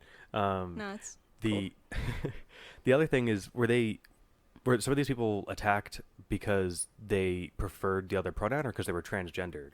Like, because I can't imagine spotting someone's pronoun preference from across the street and running over to kick their ass. It was a couple. I was at Otakon, which used to be in Baltimore. It's now in Washington, D.C., but it's an anime con. It's a really big one.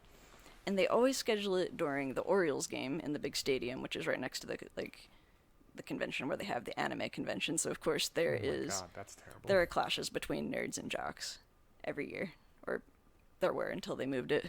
So this was a couple. One person's non-binary, one person's trans, and they're wearing cosplay, I guess, or at least they were like probably dressed in flamboyant costumes as cosplay people like to do, and just walking down the street. And some drunk Orioles fans decided to pick a fight Yeah, and beat them up. that's sort of more what I was picturing. They identified them from visible characteristics, Yeah. not based on their gender identity. Yeah, Which- no, it so- was so they're- I mean, like, yeah, you can't see someone's pronouns. Right. So that, I guess I wanted to make sure we weren't conflating that sort of. I think at the top, you said something about not wanting to conflate gender and transgender. Non-binary and trans, which Right. Excuse me. it was both people that looked queer, though. Right. Yeah. So that's why they were attacked, not because they were non-binary, right? Or rather, not because They would have been attacked regardless of being non-binary or trans. I think like they were attacked because they looked weird. Exactly, and not that doesn't make it okay, but that makes it different than. I get. What am I trying to say?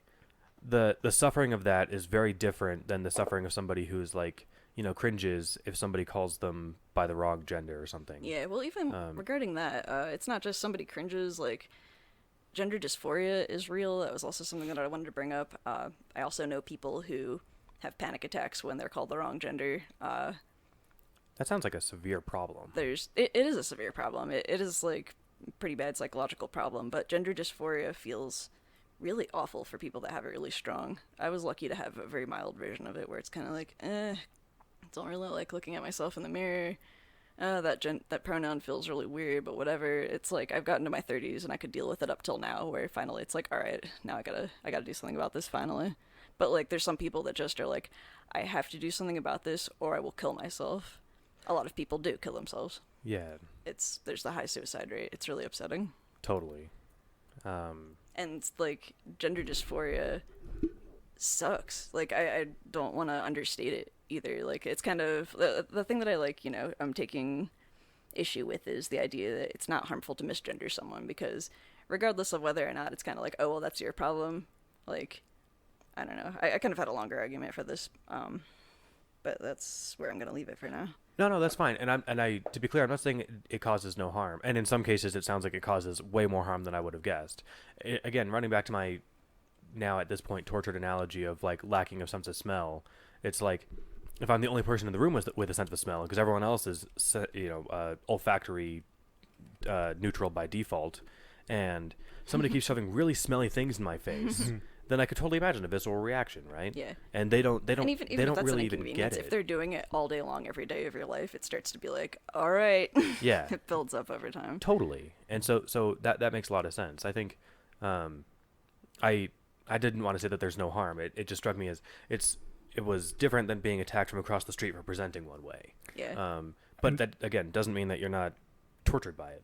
And I want to say it does certainly suck to have gender dysphoria and to be, called the wrong gender, but I think if I was but throwing that's up not a thing you can necessarily like put on the rest of society. Like I work in accounting, which is in the rank and file is 70 to 80% female, at least in large corporate offices. I've never worked someplace there where they weren't at least 70% female. Yeah, That's weird. accounting's really female dominated, so is clinical research. 100% of the accountants I know are men. So Okay. I think All a lot one of those of them. founder effects. I was just saying the one. Oh. I missed what you said. And then Oh, I said 100%. I registered it like in Oh, yeah. retrospect, and then was like, I get it. Yeah. And I have a name that is weird and foreign and therefore has no gender connotation. So generally, I am always, when I get emails or something, if it's a group of us and the person doesn't know me yet, they're like, ladies, and I got this, and or when people refer to me, it's always she or something, until like they hear me on the phone or they see me in person in something, and then it changes, and like I don't give a fuck. And I get the feeling that's like how most of society is. And yes, if you're one of those people where that hurts, that sucks, but like you can't expect all of society to, I don't know, not use gender pronouns. I think you can. There's a lot of languages that don't have them. Well, Well, no. but this isn't one of them. Is Yeah. maybe Yeah, the case that but- he's making. But also, I think if I was stressed out to the point that I'd throw up at if there was a word out there that was very common, whatever it was, Like if I really hated the word moist to the point where it made me just like want to vomit and cold sweat and everything, I'd probably seek treatment. Right, Yeah. like that's not on me No, to make. generally, this person did seek treatment. They transitioned. They I- got I'm really surgery. glad. They got hormones, And and now they feel like, oh, thank God, now I'm normal. awesome. now I now really- I feel how I'm supposed to feel. I feel like immensely relieved to hear that they're doing well. That's fantastic because it's like that sounds like an extreme case of somebody having an understandable, because they have a strong sense of identity that was conflicting with their physical presentation. That like this is a problem that like, yes, we can hope that the people around you won't exacerbate by like being a dick to you or by accidentally misgendering you or something, but this is something that you need to fix because clearly you're suffering a lot, and the world isn't going to lose pronouns in enough time, in the time span that it'll take for you to feel okay, right? So I'm glad that they've gotten to a place where they're better. But significant to this whole discussion is that there is no way to signal, at least currently, that you don't belong to any sex. Because, I mean, right now everyone, except for extremely rare cases, does belong to a sex. So people are going to use either he or she unless we get rid of gendered language altogether. And Which I'm for. I mean, I'm certainly not against that, aside from the abstract "all change is bad" rule. But I don't think it would solve any problems at all, and so is not worth the immense social cost that it would take to do that. What problem would it solve a problem, Jess? I think Like- on a case-by-case basis, it would minimize harm, 'Cause and especially to people that are already suffering a lot. Like, It sounds like it might solve this person's problem, right? yeah, I mean, So I'm not saying that it's worth changing the language that a billion people speak to accommodate the person, but it So to say that it wouldn't solve anyone's problem isn't true. my experience with most people who prefer the non-binary is because, like me, they dislike their gender.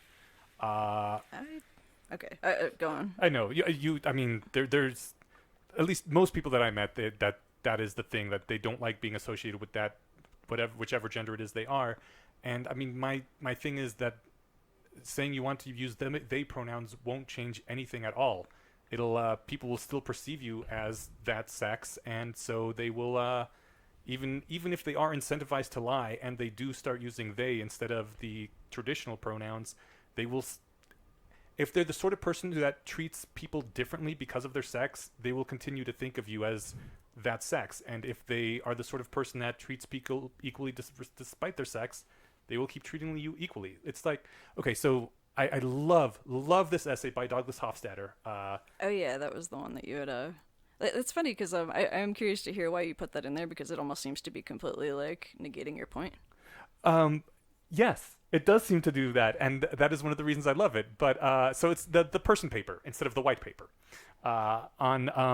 It is basically an essay written in a world where instead of having gendered pronouns, the English language has Race pronouns. Race pronouns, yeah. There's like were for white people and blur for black people, and they, instead of having like waiter and waitress, they have waiter for someone who's white and waiteroon for someone who's black.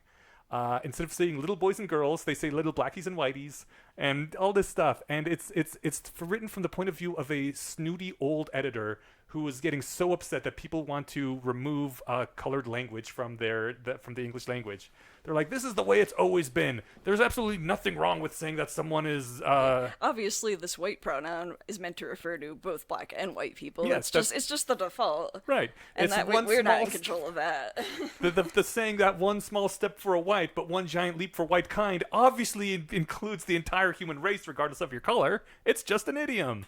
It's great like that. And I read this years and years ago, and it stuck with me. And when you Yeah. referenced, I even saw the title again in Discord. I remembered, and it was it's profound, and it's not even that long. So if anyone's scared off by long stuff like I am, it's a quick read. So it I is suspect most of our audience is not scared off by long stuff. No, it is an absolutely fantastic essay, and absolutely demolishes anyone who insists that there is any reason to have gendered pronouns or gendered anything in language, because there isn't. It's entirely a social construct.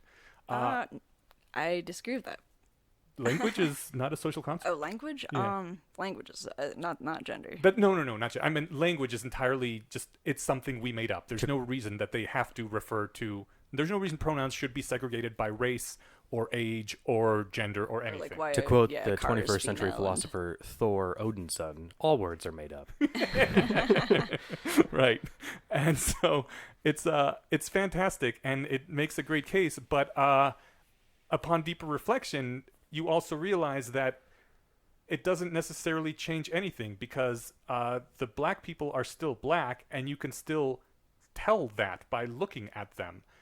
Even if the language was gendered instead of racist or whatever the term is. Raced, yeah, instead of raced, the black people would still be black and it would still be obvious. And as a matter of fact, our language does not have raced pronouns, and that is why we have solved the race problem, except we haven't. And so if we didn't have gendered pronouns, that wouldn't solve the sexism problem either. People would still be sexist or not because sex is still very apparent. I mean, there are, like you said, languages out there that don't have gendered language at all, and yet there's still sexism in those languages. So, I mean, people are still going to be able to see someone's sex and make that will inform their thoughts, their emotions, their actions, one way or another, whatever their stereotypes may or may not be. And so the language really doesn't do much. It's a huge investment for almost no return. All right. Let me go back a little bit. So here's something that I totally agree with you on. I don't think anybody has the right to demand somebody use their preferred pronoun or else, which is kind of how you seem to be viewing this. Wait, or else what? Like, Well, social ostracization, being yelled at. Like, I don't think failing to use the right pronouns ought to be a crime punishable by being kicked out of your university or fired from your job or sent to pronoun jail. Or being called an asshole? Because See, like that okay, I'm gonna Yeah. get to that. Sorry. I do think it's perfectly reasonable for someone to request that their friends and loved ones in like their close personal circle use the pronouns or language that affirms their gender within reason. Not if it's something unpronounceable. Not if it's like even I take issue even with xenopronouns and being someone that identifies as they them. Like it's something that I will tolerate where I'm like, okay, I guess like you have an issue with the they them, that's fine, but also someone on Discord today perfectly proposed good that we word make a already different exists. phoneme. no, and that's what I'm referring to. Yeah, where they were I- saying like we should use a gj, like GTZH. I'm glad sound. somebody said it before I did because I didn't get there in time. They're like, wait, you're suggesting we generate a new phoneme for this? Like I'm not that sounds like convinced a that way they weren't higher order joking, but problem. Then again, yeah. I- Anyway, I think it is unreasonable when you are a standard presenting person of one particular sex and then start asking people to use they them and then post publicly anyone who doesn't use they them can just leave my life right now because I think fuck that's they get to make that decision though. I mean sure they can stop being my friend, but on the other hand I guess I don't want them as a friend anyway at that case because If they are going to be like that about it, then maybe not, or maybe they're being the newly converted, really strident new atheist, and they're going to fight with everybody, and then they're going to kind of calm down after a bit. Like, that's, I think, usually the case. I don't think failing to use the right pronouns should be a crime, but I think that using someone's preferred pronouns, even or especially if it's hard to do, is a sign of respect and consideration towards that person. It's a way of showing, rather than just saying, which is costless, I believe your reports of your inner experience, and I care about you enough to go a little bit out of my way to make you feel comfortable, seen, and validated. I don't think it's entirely costless. I mean now that you mentioned the new atheist thing No, like, I think what I was saying was saying that, oh, I support you is costless. Like, I totally support you and I believe you, but then not actually acting upon that is, like, that is costly. yeah I mean That's a signal that I actually do, I'm putting work into this. Gotcha. Yeah. And I just like I mean you just brought up the new atheism thing and if I will not call a priest father no matter what he wants. Like screw you. You may think you deserve that title, but I'm not going to use it. Call him daddy instead. I maybe could have made a different thing. What I was saying is, like, you know, sometimes people get into a thing and they get so into it to the point where they fucking irritate everyone around them, They're there people for who the are fun. part of that. Yeah, And then they kind of calm down and they're like, okay, I've like But calmed I down kind about of use this. someone who doesn't even like who just does the standard presenting and asks for they to be similar to someone who demands to be called father, you know?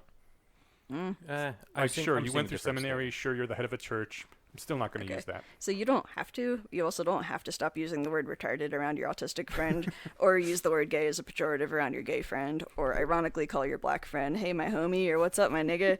Nobody's going to arrest you or charge you with a fine for doing those things. It's just socially disapproved of, I think for good reason. Honestly, if I knew somebody who insisted on advocating for their ability to call Kim Kardashian a dumb whore over their female friend's ability to feel like an equally valid and respected human being around them, I wouldn't suggest that she keep hanging out with that person. No. So, quick one sentence sidebar, and then I've got a couple of analogies that I want to see if you can see if they analogize at all. So the sidebar is the only person I know who uses the word gay as pejorative is gay.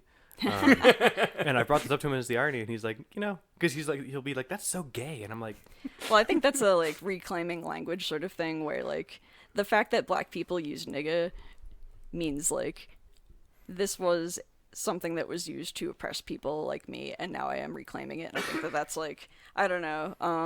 How would your gay friend react if like someone straight used that in a pejorative way? I only see him with other friends, and it's in the context of like friendly counter signaling. So Yeah. it, Generally, I think people can tell when you're doing it as friendly counter signaling versus if you're actually like using it as a pejorative too. yeah, I don't know how he'd do it, how he'd react if he saw someone doing it in the wild. I can only assume he could be okay with it because he's doing it himself. And I've asked him about, he's not doing it, at least as far as I understand, in the like reclaiming sense. I think he just does it because like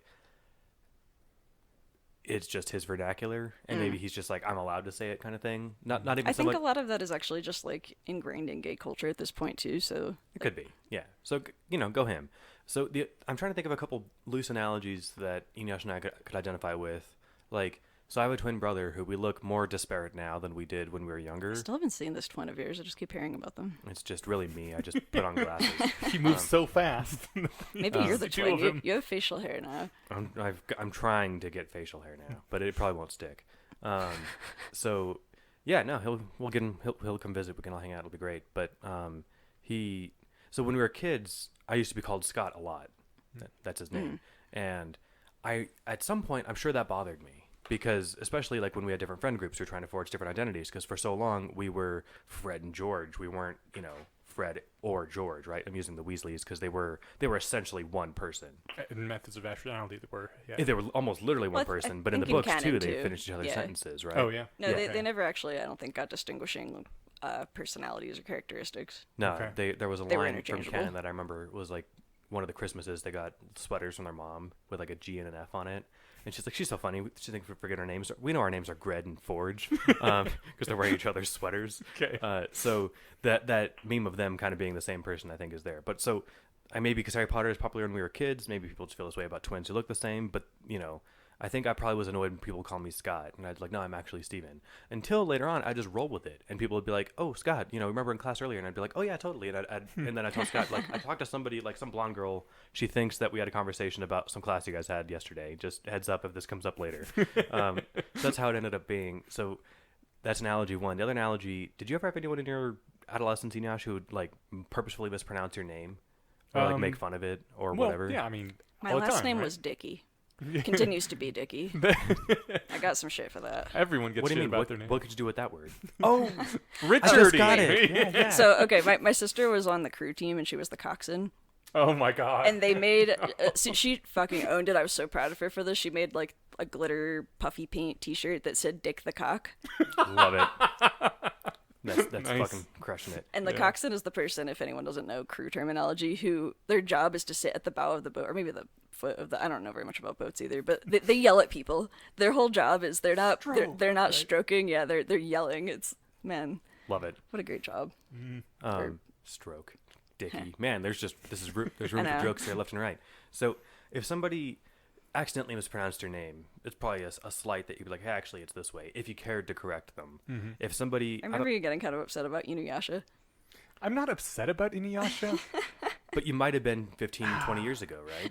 Yeah, well, then I was, but that's because then, like, I didn't look like I look now, which is, I've told, at least somewhat attractive. And Inuyasha is like the heartthrob, right? Like all the girls want him. And I was the schlubby, nerdy, overweight, just hunched over geek, right, with the glasses and everything. Are you hunched And- over?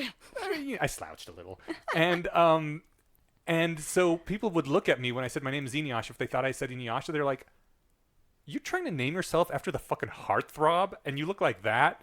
And I was like, "No, I had the name first." You did have it first, unless the comics are older. But Comics are kind of old. so I think they're from the 80s. Hey, were they before 80 though? I don't know. Yeah, because that was June 80. fact check. So the I'm from the 80s too. Calm so down. Yeah, it yeah. seems like there's a difference. Then, first of all, I'm just trying to predate myself from the comic. side note: if we're going heartthrobs from manga and anime, it's Yeah. Guts over Inuyasha. He's the epitome of heartthrobby So that's masculinity in a nutshell. Wait, what? Who's Guts? He's from Berserk. Berserk. He's the guy. Oh, I'm trying to think. He's like if Drax were 7 feet tall. yeah, Basically. but Berserk is not an anime aimed at girls. Inuyasha was aimed at girls. Yeah. Oh well, I enjoyed it for far too long. Well, yeah. I mean, anyone. Here, man card. No. People are allowed to enjoy anything. I love My Little Pony, man. I liked it until the plot got stupidly repetitive, which was Oh like man, we 80 gotta find episodes all in. 48 crystals that have been broken each into 14 pieces, Ev- and then now we're back in the real world trying to help Kagome's brother like date some girl in his middle school. I never got. Oh, I did hear about the real world thing. I never got that far. I got annoyed at the part where every season they get to the bad guy. The bad guy goes behind some wall, whatever it is. They don't have the strength to get through it. That's the end of the season. They go the next season. They go get the strength to get through it. They get through it. He goes behind another wall, and it was lather, rinse, repeat for like 80 episodes. I'm like, this is it. Fuck this. I'm out. We're talking about We gender. are Right, fields. yes, so gender. the if I mispronounced your name, if you cared to correct me, you're probably not hurt. All right. Maybe. But if you maybe keep I doing mis- it intentionally over Then and it's a dick over, move. you're a jerk. Yeah. Yeah. So so of the analogies, me being mis-twinned and Inuyasha being misnamed, or do either of those resonate at all with being misgendered? If you're going for, I guess maybe we should have done this at I the think top. you Is already it- like just kind of hit the nail on the head there, where it's if it's an honest mistake, then like no. But if somebody's doing it to fuck with you, or like in defiance of your stated preferences, like, hey, actually, I am Steven, like, if you had said that to somebody and then they just like they obviously knew it was you and they kept calling you your brother's name to like, hey, then you might get annoyed with them. yeah. I'm wondering. Also, if everyone in your life did that all the time, yeah. then it might get pretty annoying. So, yes, I know what you're saying, and I absolutely get what Jess was saying as well about the you wouldn't call people gay around your gay friends. You wouldn't all the examples you gave, like very good examples of things that should be socially shamed.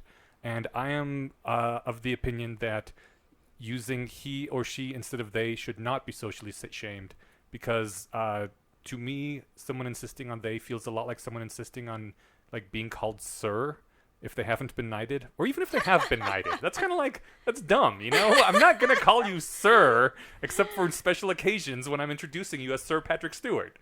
But if we're hanging out somewhere, I'm just going to call you Patrick, you know?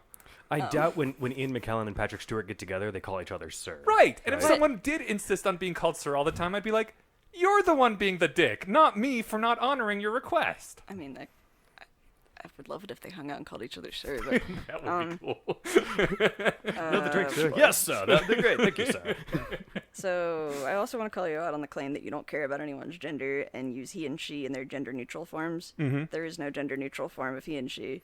I think that the gender neutral forms are the ones that refer to the perceived sexual characteristics. Well, that is unless you're like, I thought maybe you were referring to the old he by default, which has been falling out of use due to Oh, people God, finding no. it awkward and really sexist. No, I meant gender neutral in that it's referring to the apparent sex, not to the gender.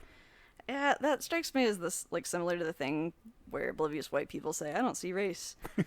Everybody, with the possible exception of people who are really face blind, sees race, sex, age, social class, etc. Right. Everybody has these unconscious biases around those, and it like feels like when people do that, what they're trying to do is get a free pass out of uncomfortable situations or conversations by claiming to be above all that.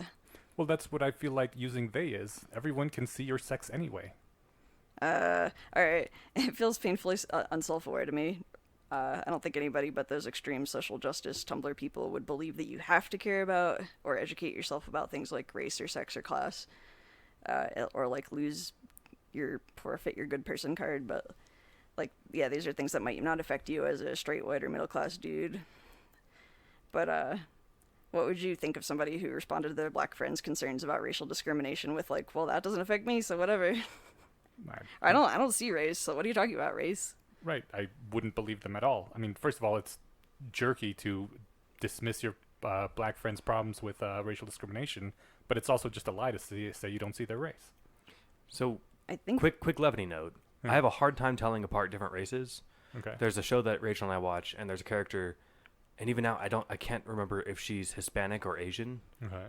I mean, sometimes on the edge cases, it can be hard to tell if someone's Hispanic or Asian. So I'm a white guy. I don't see Yeah. race. Yes, that's true. But I'm assuming that she's one or the other. But I can't remember. But it was funny because we had this conversation a few weeks ago, and I was like, I still can't remember. Like, this seems like a good time to bring up like my because I never get out. I never have problems with social interaction, and I make a joke about that. I have friends, just I don't get out that often. So there's a YouTuber that I was a big fan of, and I still am, but her videos have gotten a lot worse just because they don't play that many fun games anymore. But back when she was he played really good Dark Souls playthroughs, and he had like 300 subscribers. It was like I have no idea how I found this channel, but it was just calm, and he would just like kind of talk about what he's doing. There was none of this like, "What's good, YouTube? Smash that like and subscribe button." Never said that. He would just like, "And we're gonna end the video here," and he'd get off, and he has this, awesome. milky, just cool, Wait, like calm voice. Can you link Bob to this Ross. person? Because Yeah, oh, totally. man, that thing you were just describing is the bane of my YouTube watching existence. Yeah, their Dark Souls playthroughs are epic.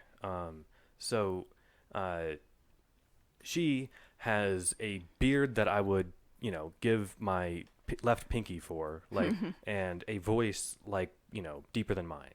And I don't know when they switched. So, I'm sure they probably put an announcement out, but I'm not like watching all their videos. I'll find the ones I want to watch. So, that's the main time where like when you said like the there are four lights thing, I'm like I feel that way every time that I'm talking about this YouTuber because I in my head she's still a he, and I'm an asshole for getting it wrong maybe. Well, I mean, but are they transitioning or anything? No, I don't think so. Is it someone who has a full beard and a deep voice and just says they want the she pronouns?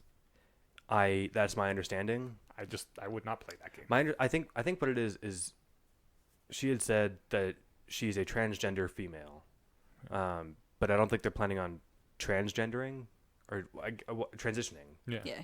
Transgender. So they're just going for the pronoun, and for the perceived. So that's the thing. I'm not really sure what that changes. So that's where I totally get your camp. Like everyone who sees this person is going to be like, look at that dude, that's sick beard. And man, his voice is great if they don't know what their pronoun is, right? So like, all right, what if their brain is female? What if your entire personality is female? Then they don't appear to. I mean, so. But if you hang out with them, does that not become apparent? Like, mean, I'm not sure how many trans people you two hang out with. If they don't even care enough to shave their beard, man. But like, why does physical appearance have anything to do with it? You can be a XX assigned female person who has a I'm trying to remember what this disorder is called. It's like hypoandrogenism or something like that, but you just produce too much androgens. So there's the famous example I think of. There's this person who's a celebrity. I think they're Middle Eastern, and they rock a full beard with like full makeup. It's someone you would think was a guy if you saw them, but they have female chromosomes. They're female anatomically. And celebrities are special cases, and this sounds like a one in a million person, right? No, it's not that uncommon. Well, I guess the celebrity CAS status with is it. not Like, uncommon do either. they have the frame of a adult male, or is it like a bearded lady thing? They have an androgenized female body, which can be difficult to distinguish. There's intersex people that are actually in the middle. Right. There's like the complete androgen insensitivity syndrome people, the CAS people who are genetically male but look completely female because their body is immune to testosterone. Yeah. So, I mean, I have no idea. I guess I would have to see them, and that's not really... I mean, it's not like I am the arbiter of who's male or who's female. All I'm saying is that, yeah, appearances actually are incredibly important. That's what we base most of this stuff on, because We don't check what's in people's pants. We don't run genetic tests. Yeah, We're you just do. like, I mean, people are assigned their gender at birth based on their genitalia. Nobody does a chromosome test on a baby. right, but okay. So when you're actually When born, you say we, you mean the rest of us. Yes. When you're actually born, the doctor and the parents check the genitalia, but the rest of the time, people based on how you present, what you look like. So, regarding this person, I'm not sure, but like, what if they weren't? Like, what if they watch 300 smoke cigars and I don't know, whatever. Like, we had, there's this joke in the Discord about like, like going to specific like stereotype bars where like the guys play pool and I guess slap waitresses' butts or do whatever they did in the 60s, and women like iron and fold clothes and do dishes bar. Mm-hmm. or something. Right, the like, 50s kink or whatever it apparently was. I gave this out as an example. I was like, what the fuck would that even mean? And I gave those dumb examples and they're like, that's exactly what it means. They sent me a link and I was just like, all right, cool. Yeah. That's my mind blow for Oh the man, day. here's a like tangent based on that, but I was reading an account from this person who cam girls. I think she had a part-time job and then had a kid and then wanted to make extra income, so she found out that she could just iron clothes on a camera, and some people are really fucking into that and like would wear like garter stockings or something like that, and then would kind of chat with people and occasionally maybe would take her top off, but like mostly would just be ironing clothes. They could literally be doing chores. Like Like, it was is it actually actually clothes to it iron? was her like family's clothes. Like she had to do it. Dude, but she she's should like, open a business where she's like, I will iron your clothes. Get paid twice for the Just, same job. doing the whole street's I laundry. sometimes get mad that I just didn't get into sex work. Like I paid my way through college with like waitressing and working in convenience stores, and it's like, man, I could have just like ironed clothes. YouTube didn't exist then. Well, it did. It wasn't what it is today. That's a tangent. Well, but that's interesting, right? So with this person, I guess, why did I bring them up? Oh, because we're talking about presenting one way and Yeah. being like stigmatized for it, right? So this person's not going to get beat up for being a trans female, right? At least not from across the street. What if they are too poor to afford hormone replacement therapy, or don't live in a location where that is socially acceptable, or don't have access to that, or have other comorbid Totally. Other stuff, yeah. like ADD, for example, that's so crippling that they can't organize their life in order to get to an HRT clinic, which is the case of a lot of people I know. I think we're trying to pigeonhole this person that I don't know enough about into like a camp that makes it easier for one of us. I guess. I mean, I don't. So if all of those things, then I'm not sure what I'm supposed. I guess I'm not. I'm not I even mean, really making but does a that point. change whether or not they like? First of all, you can't. You can, okay, you can brain scan people and you can see what their brain looks like, but I don't think that should be a requirement. My perspective is, if someone tells me my internal experience is that I am female, or that I am non-binary, and I would like you to use these pronouns, I'm going to listen to them. I don't think people generally are ever going to do that. Like, okay, maybe some people are special snowflakes and they're doing it for attention, but I'm not going to decide that because some people are going to be jerks and take advantage of this, then like the same thing with welfare. Like, oh, some people might cheat the welfare system. That doesn't mean I'm going to take welfare away from everybody. Yeah, and to The be majority clear, of people, I think, need it. and I totally agree. And to be clear, I'm not running around. I bring up this. I brought this person up before, at least once on the show, maybe like a year ago, because I watched something that they did on YouTube. I don't know. So, like, this isn't somebody that I'm like I have any particular attachment or knowledge of. It was just like an example of me having having that, because every time I think of this person, this YouTuber, I have to do that switch, and I always do. When I was writing it out on Discord, I did put he, and then I put in quote or parentheses, excuse me, she. I remember that, actually. Because I wanted to lay out my stream of consciousness there. Like that was how it happened in my head, and I was doing it that way to illustrate the point of exactly what Enosh experienced or described experiencing in his posts. Yeah. So like all of the edge cases about whatever they're planning on doing or not planning on doing aren't really relevant to them. All I was doing was relaying an experience I had that's like that. Yeah. And again, like, I want to say that I don't personally yell at people if they use the wrong pronoun accidentally, and if they apologize, I say thank you for noticing that you did it, apologizing, and actually caring about it. That's what matters to me, not that you use it correctly every time. And I don't think that the kind of person who would yell at you for making an honest mistake is like, maybe they're really traumatized and like, I'm not going to call them a bad person. I don't think there's such a thing as a good or a bad person, but like, I don't think that's the correct way to respond to that. Totally. Being an asshole is rarely the correct response. But again, say though, us mistake I think givers. that is also kind of a straw social justice warrior thing that like a lot of people are afraid of, and most people haven't actually encountered. I've never encountered this person. You know, she said nobody in your like friend group or that you have met has ever actually yelled at you for it. No. Or like been the stereotype, like, you know, how dare you misgender me? You're evil, and I'm gonna, you know, tell the entire internet and slander your reputation. Well, I mean, I've seen one person get somewhat aggressive Yeah. about pronouns before. And I'm not going to say but- people don't do that. I'm just going Yeah. to say that I think that people who do that are misinformed, maybe young, maybe being really strident because they just got into the whole thing and they're really hyped about it. Maybe they're really traumatized, but like maybe some people are just jerks. And that's where your analogy, like New Atheists, came in, where it's like I've just discovered that this is an arena that I can fight in, and it turns out I'm good at it because hits are really easy to score. Yeah, so or like I I'm- care about it a I'm- lot I'm gonna- because I'm it's gonna super do new this to a me. lot, yeah. So that reminds me why I like this person's videos less, because since they changed pronouns, they have made monumental and absurd efforts to not gender anybody in the video games they're playing. So like watching them play through Sekiro, there's a boss called Lady Butterfly that people call her in the game because her name is Lady Butterfly and she is a badass like ninja warrior person, and Yeah, that this strikes me as too person much moves mountains caution. to call them they. My And it's heuristic so is confusing and jarring because I Yeah. know they're talking about Lady Butterfly, right? Lady Butterfly probably wants to be called she, right? If to the extent that she exists at all. I don't know. She hasn't said so, but Well, it strikes me as unlikely that Sekiro is doing this like under the hood, like Yeah. you know, no, but, like pronoun because game, the right? world isn't this perfect and like And I'm just easy to what is it? Like because the world is the way it is. I use a heuristic where I will use what seems to be the appropriate pronoun based on someone's presentation, and then if they tell me that I'm wrong, then I will correct myself. But like if I don't know someone's gender and I'm not sure about it, then I will use they. If someone, you're playing Sekiro and fighting a boss named Lady Butterfly, Yeah, then I would say she. okay, good. So this person is pretty far in left field, like Yeah. like they're okay, good. Probably somebody again who just found out about all this shit, is like really hyped about it, and is going way too hard on it. That's my read. All right, cool. That said, fun place. I don't. Yeah. It sounds like I'm talking shit about them, and they're great. It I doesn't like sound their like you're videos. talking shit about them. Oh, good, because me. then in that case, I'll link to Marshall Dyer on YouTube. Yeah, please do. I want to yeah. actually like find Marshall videos Dyer, that the aren't people YouTube- doing the the. person, Yeah, that's just what I searched to find videos by them. I'm not even sure if I'm subscribed to stuff. and they still go by Marshall Dyer. Yeah. Okay. What is Marshal Male? Yeah.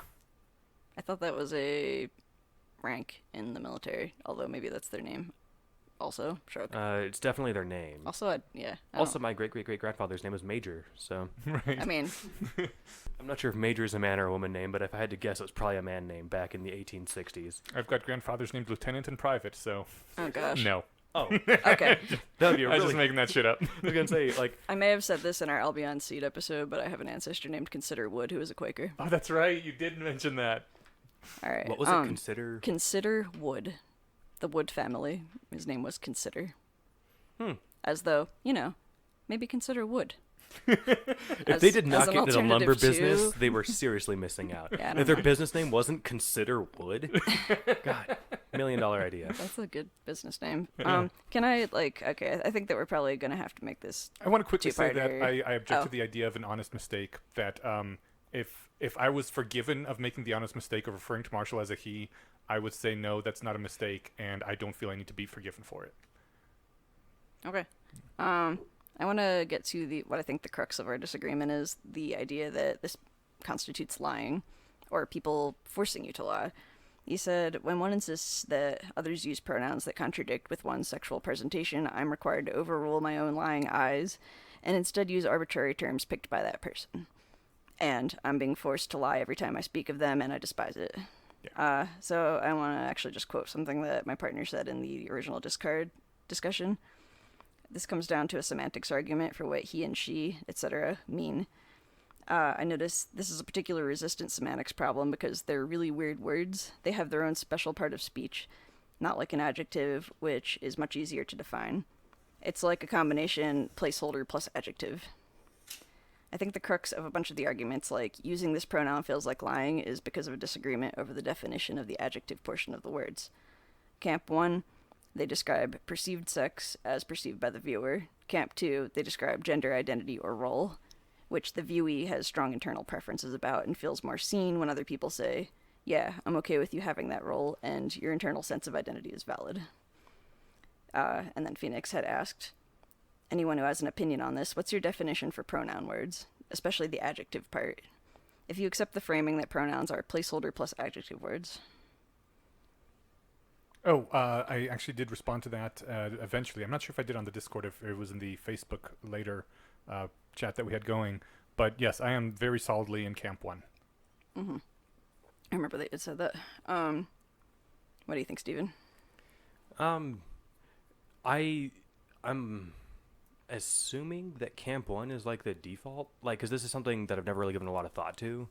And so I would also say that Camp 1 encompasses something like the supermajority of the population. And so, like, over 90%. And so, like, it's a safe default. Like, so this isn't really like an advocation claim. This is just like me as a descriptive claim, right? Mm-hmm. So this isn't my like position. This is just like where I happen to be. Like if I saw somebody walking the dog, I'd be like, oh, look at that girl with her dog. She's walking a corgi. I might do that, or I might say, look, there's a corgi or something. But I would probably implicitly gender that person based on the presentation. Mm-hmm. So I'm that camp, I guess. Yeah, I think like there's a point where we diverge, where I agree with you, like, to the extent that I use the heuristic of, I look at the person and I make a judgment call, and I do it based on how they are presenting. And generally this is correct. And sometimes it's not, and if somebody says that's not correct, then I believe them, and I respect that. And I'll believe them as well. I mean, it's like, how could I possibly know what's going on in their head, right? So, it's not a matter of me believing them. It's, I'm not sure what it's a matter of. Like, yeah, what is a matter of them? I don't know. Who could say that I don't believe your internal experience? I would direct that question at Eneash. I don't think Eneash would say that. I don't disagree with that at all. Yeah, I think what you might, if I'm modeling where you're coming from, or why would I ask? Why would I try and model where you're coming from when you're right here? What is there any discrepancy there that, like, no. Yeah, it, like, that's your internal experience, and I also respect where you're coming from, but. Maybe, so would you then, I don't know, like I respect your internal experience. Yeah. When I use those pronouns, that's merely a reflection of what I see. But if their thing is like, I'd feel better respected if you use this instead, I mean, if they put it to you that nicely, you would. I've seen you do it, right? Well, so, yeah, I mean, but that's where the disconnect and like the I try to either use they or completely like not use pronouns or not mention someone at all whenever this is a thing, and that really sucks. It makes conversations hard and awkward because I'm constantly monitoring myself instead of trying to interact with people. But yeah, I do, at least I have been up until now, always tried very hard to be respectful of that, and I think just due to social pressures I probably will continue doing that, but I'm not going to feel as bad about it when I fail now. Yeah, and I would never say that you should feel bad about it when you fail either. And if anyone makes you feel bad about it, then that's kind of something that is their issue. And again, like, I do still have sympathy for people who do freak out about this kind of thing, because I know where they're coming from. It feels pretty painful and pretty intense from the inside. And it also can't, like, not feel like what's going on there is, I would like you to use these pronouns, and like, okay, well, I believe that you identify as this, and also no. Yeah. I mean, yeah, like if we had the race pronouns, like in Douglas Hofstadter's world, if there was someone who was black and really felt like they were white, they could ask me to use the right pronouns, and I don't know, I probably would try to, and it would be a constant conflict in my brain, and I would resent them, but it wouldn't change the fact that I see them as black. Why does that make you resent them and not the language? Because the language already is what it is, and I mean, but it's made up. You can choose to change it. A lot of people are.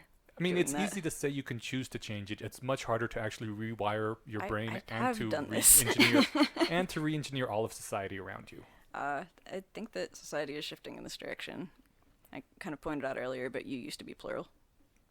Oh, well, yes, way back in the day. But and they also has been used as a singular pronoun since the 1300s. Yeah, but it's not going to change the fact that people see people's race or sex.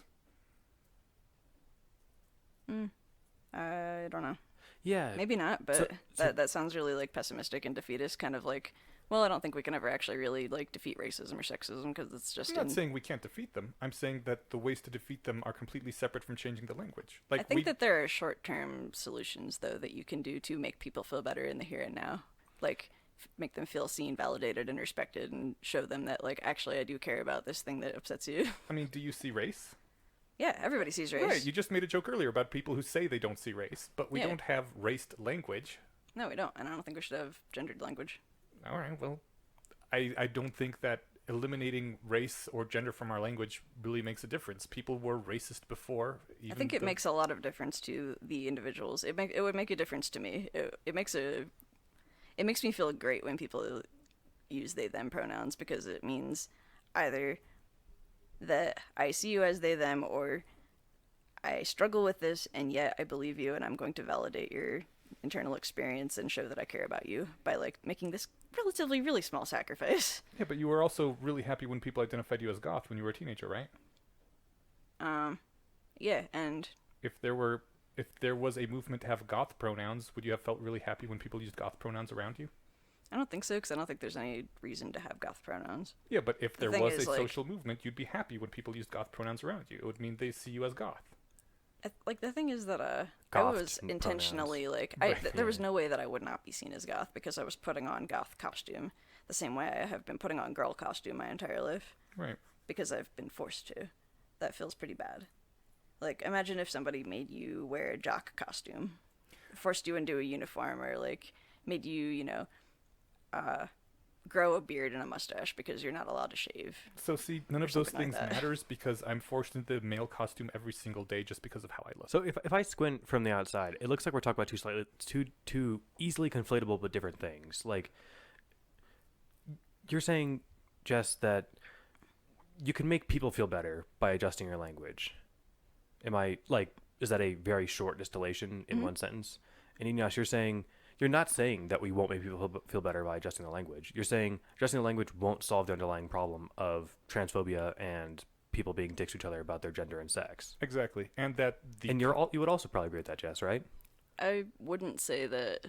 I mean, I would say that in itself is not a long-term solution. That is not going to solve the problem in of itself. But I also don't think that because this problem is hard and this isn't going to solve it, we just shouldn't do this small like thing that's an incremental step towards the thing that we want. And my contention is that it is not a small thing.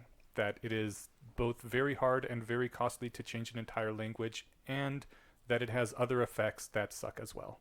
Such as? Such as now everyone,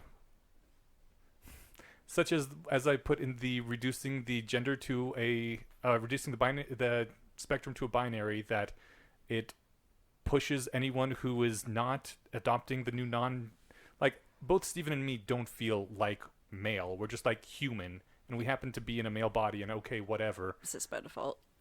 Cis by default is the term, yeah, that was coined for that. And now I get the feeling that like there used to be lots of different ways to be male. We were making real progress on like it was okay for guys to be stay-at-home dads and to be sensitive or to be metrosexual or whatever. And then this came up, and now all of a sudden you either have to be non-binary or you're a hyper-masculine male. And I dislike that. And on top of that, I feel like I am being drafted into this culture war anytime someone is requesting these pronouns. Like, you either honor these pronouns and you join my side of the culture war, or you don't, and now you're on the other side with the bigots, and I don't want to be drawn into that at all. Okay. Well, describing it as a culture war thing, do you actually believe that people, I mean, like, you're describing having no internal sense of gender and feeling kind of distressed by people pushing you into a gender role. Do you believe that people could have that feeling but much stronger and that it could upset them their entire lives? Sure.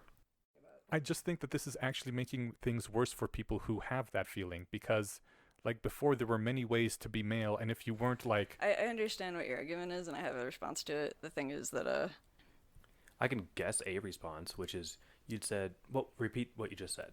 Okay, that there are people who feel this gender dysphoria, and having this broken into like you're either male or you're non-binary or you're female really increases the gender dysphoria. Whereas before, people who were like kind of on the boundaries is like, whatever, you can be David Bowie, you can be the kind of androgynous guy, but still be a guy, and it's not awful. And now it's like, it really ramps up the gender dysphoria when you have to either be masculine male or else you're non-binary. So if I had to guess at a one sentence rebuttal, what if the reported experience of people with gender dysmorphia was actually makes me feel better?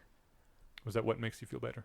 The different language, or the Having your gender validated. or like the I guess the non having the non-binary slot.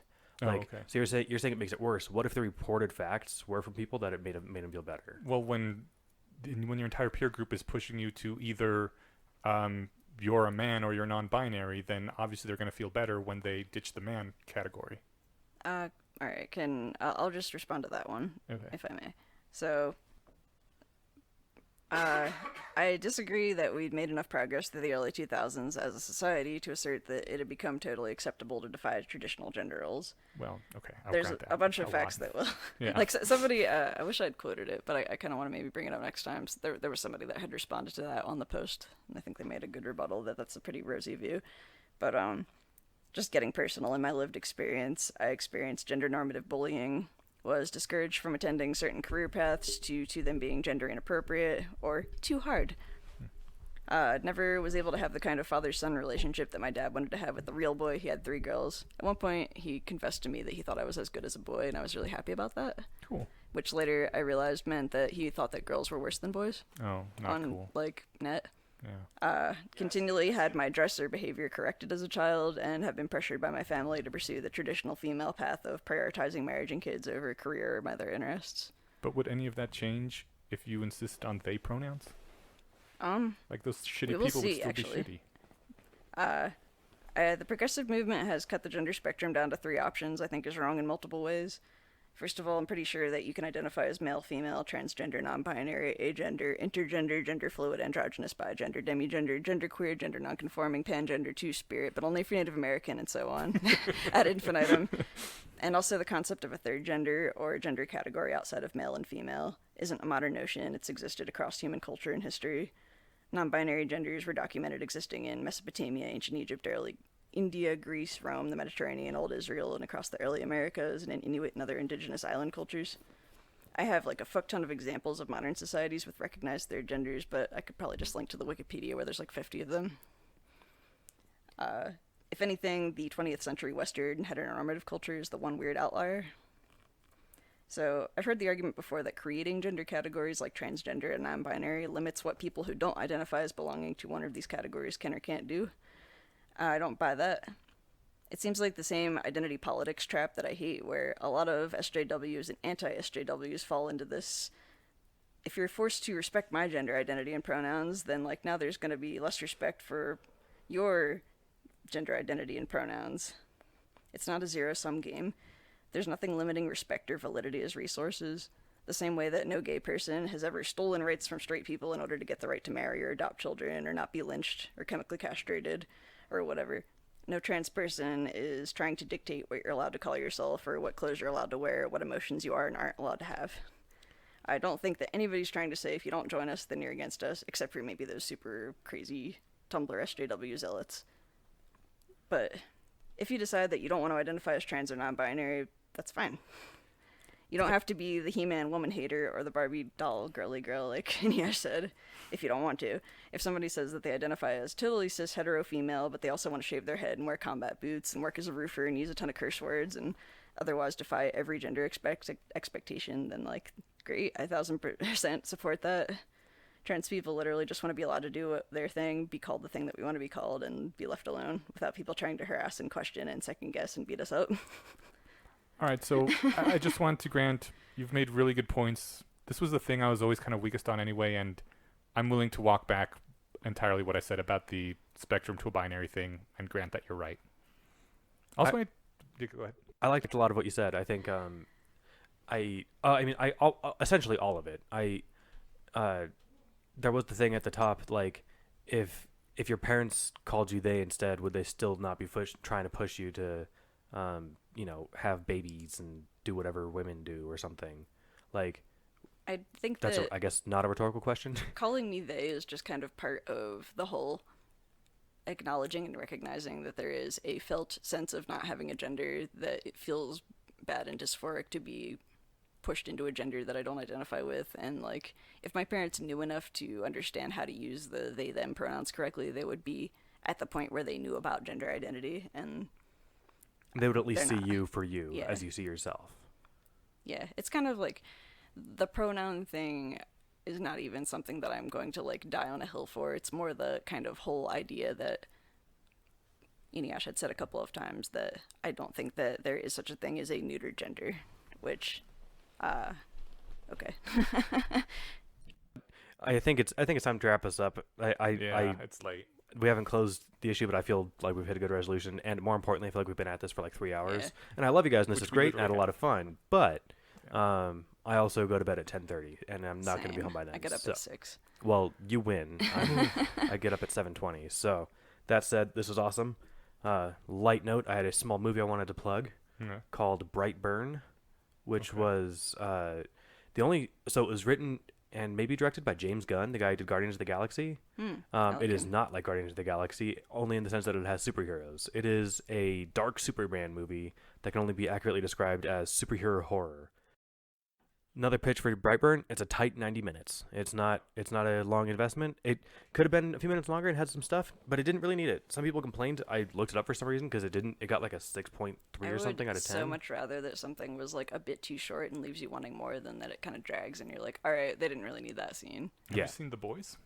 I have. Yeah, it's like really dark superhero thing. It was awesome. That was more. I mean, there was some dark humor. Yeah. And you don't really get humor in horror that often. Oh no, you don't.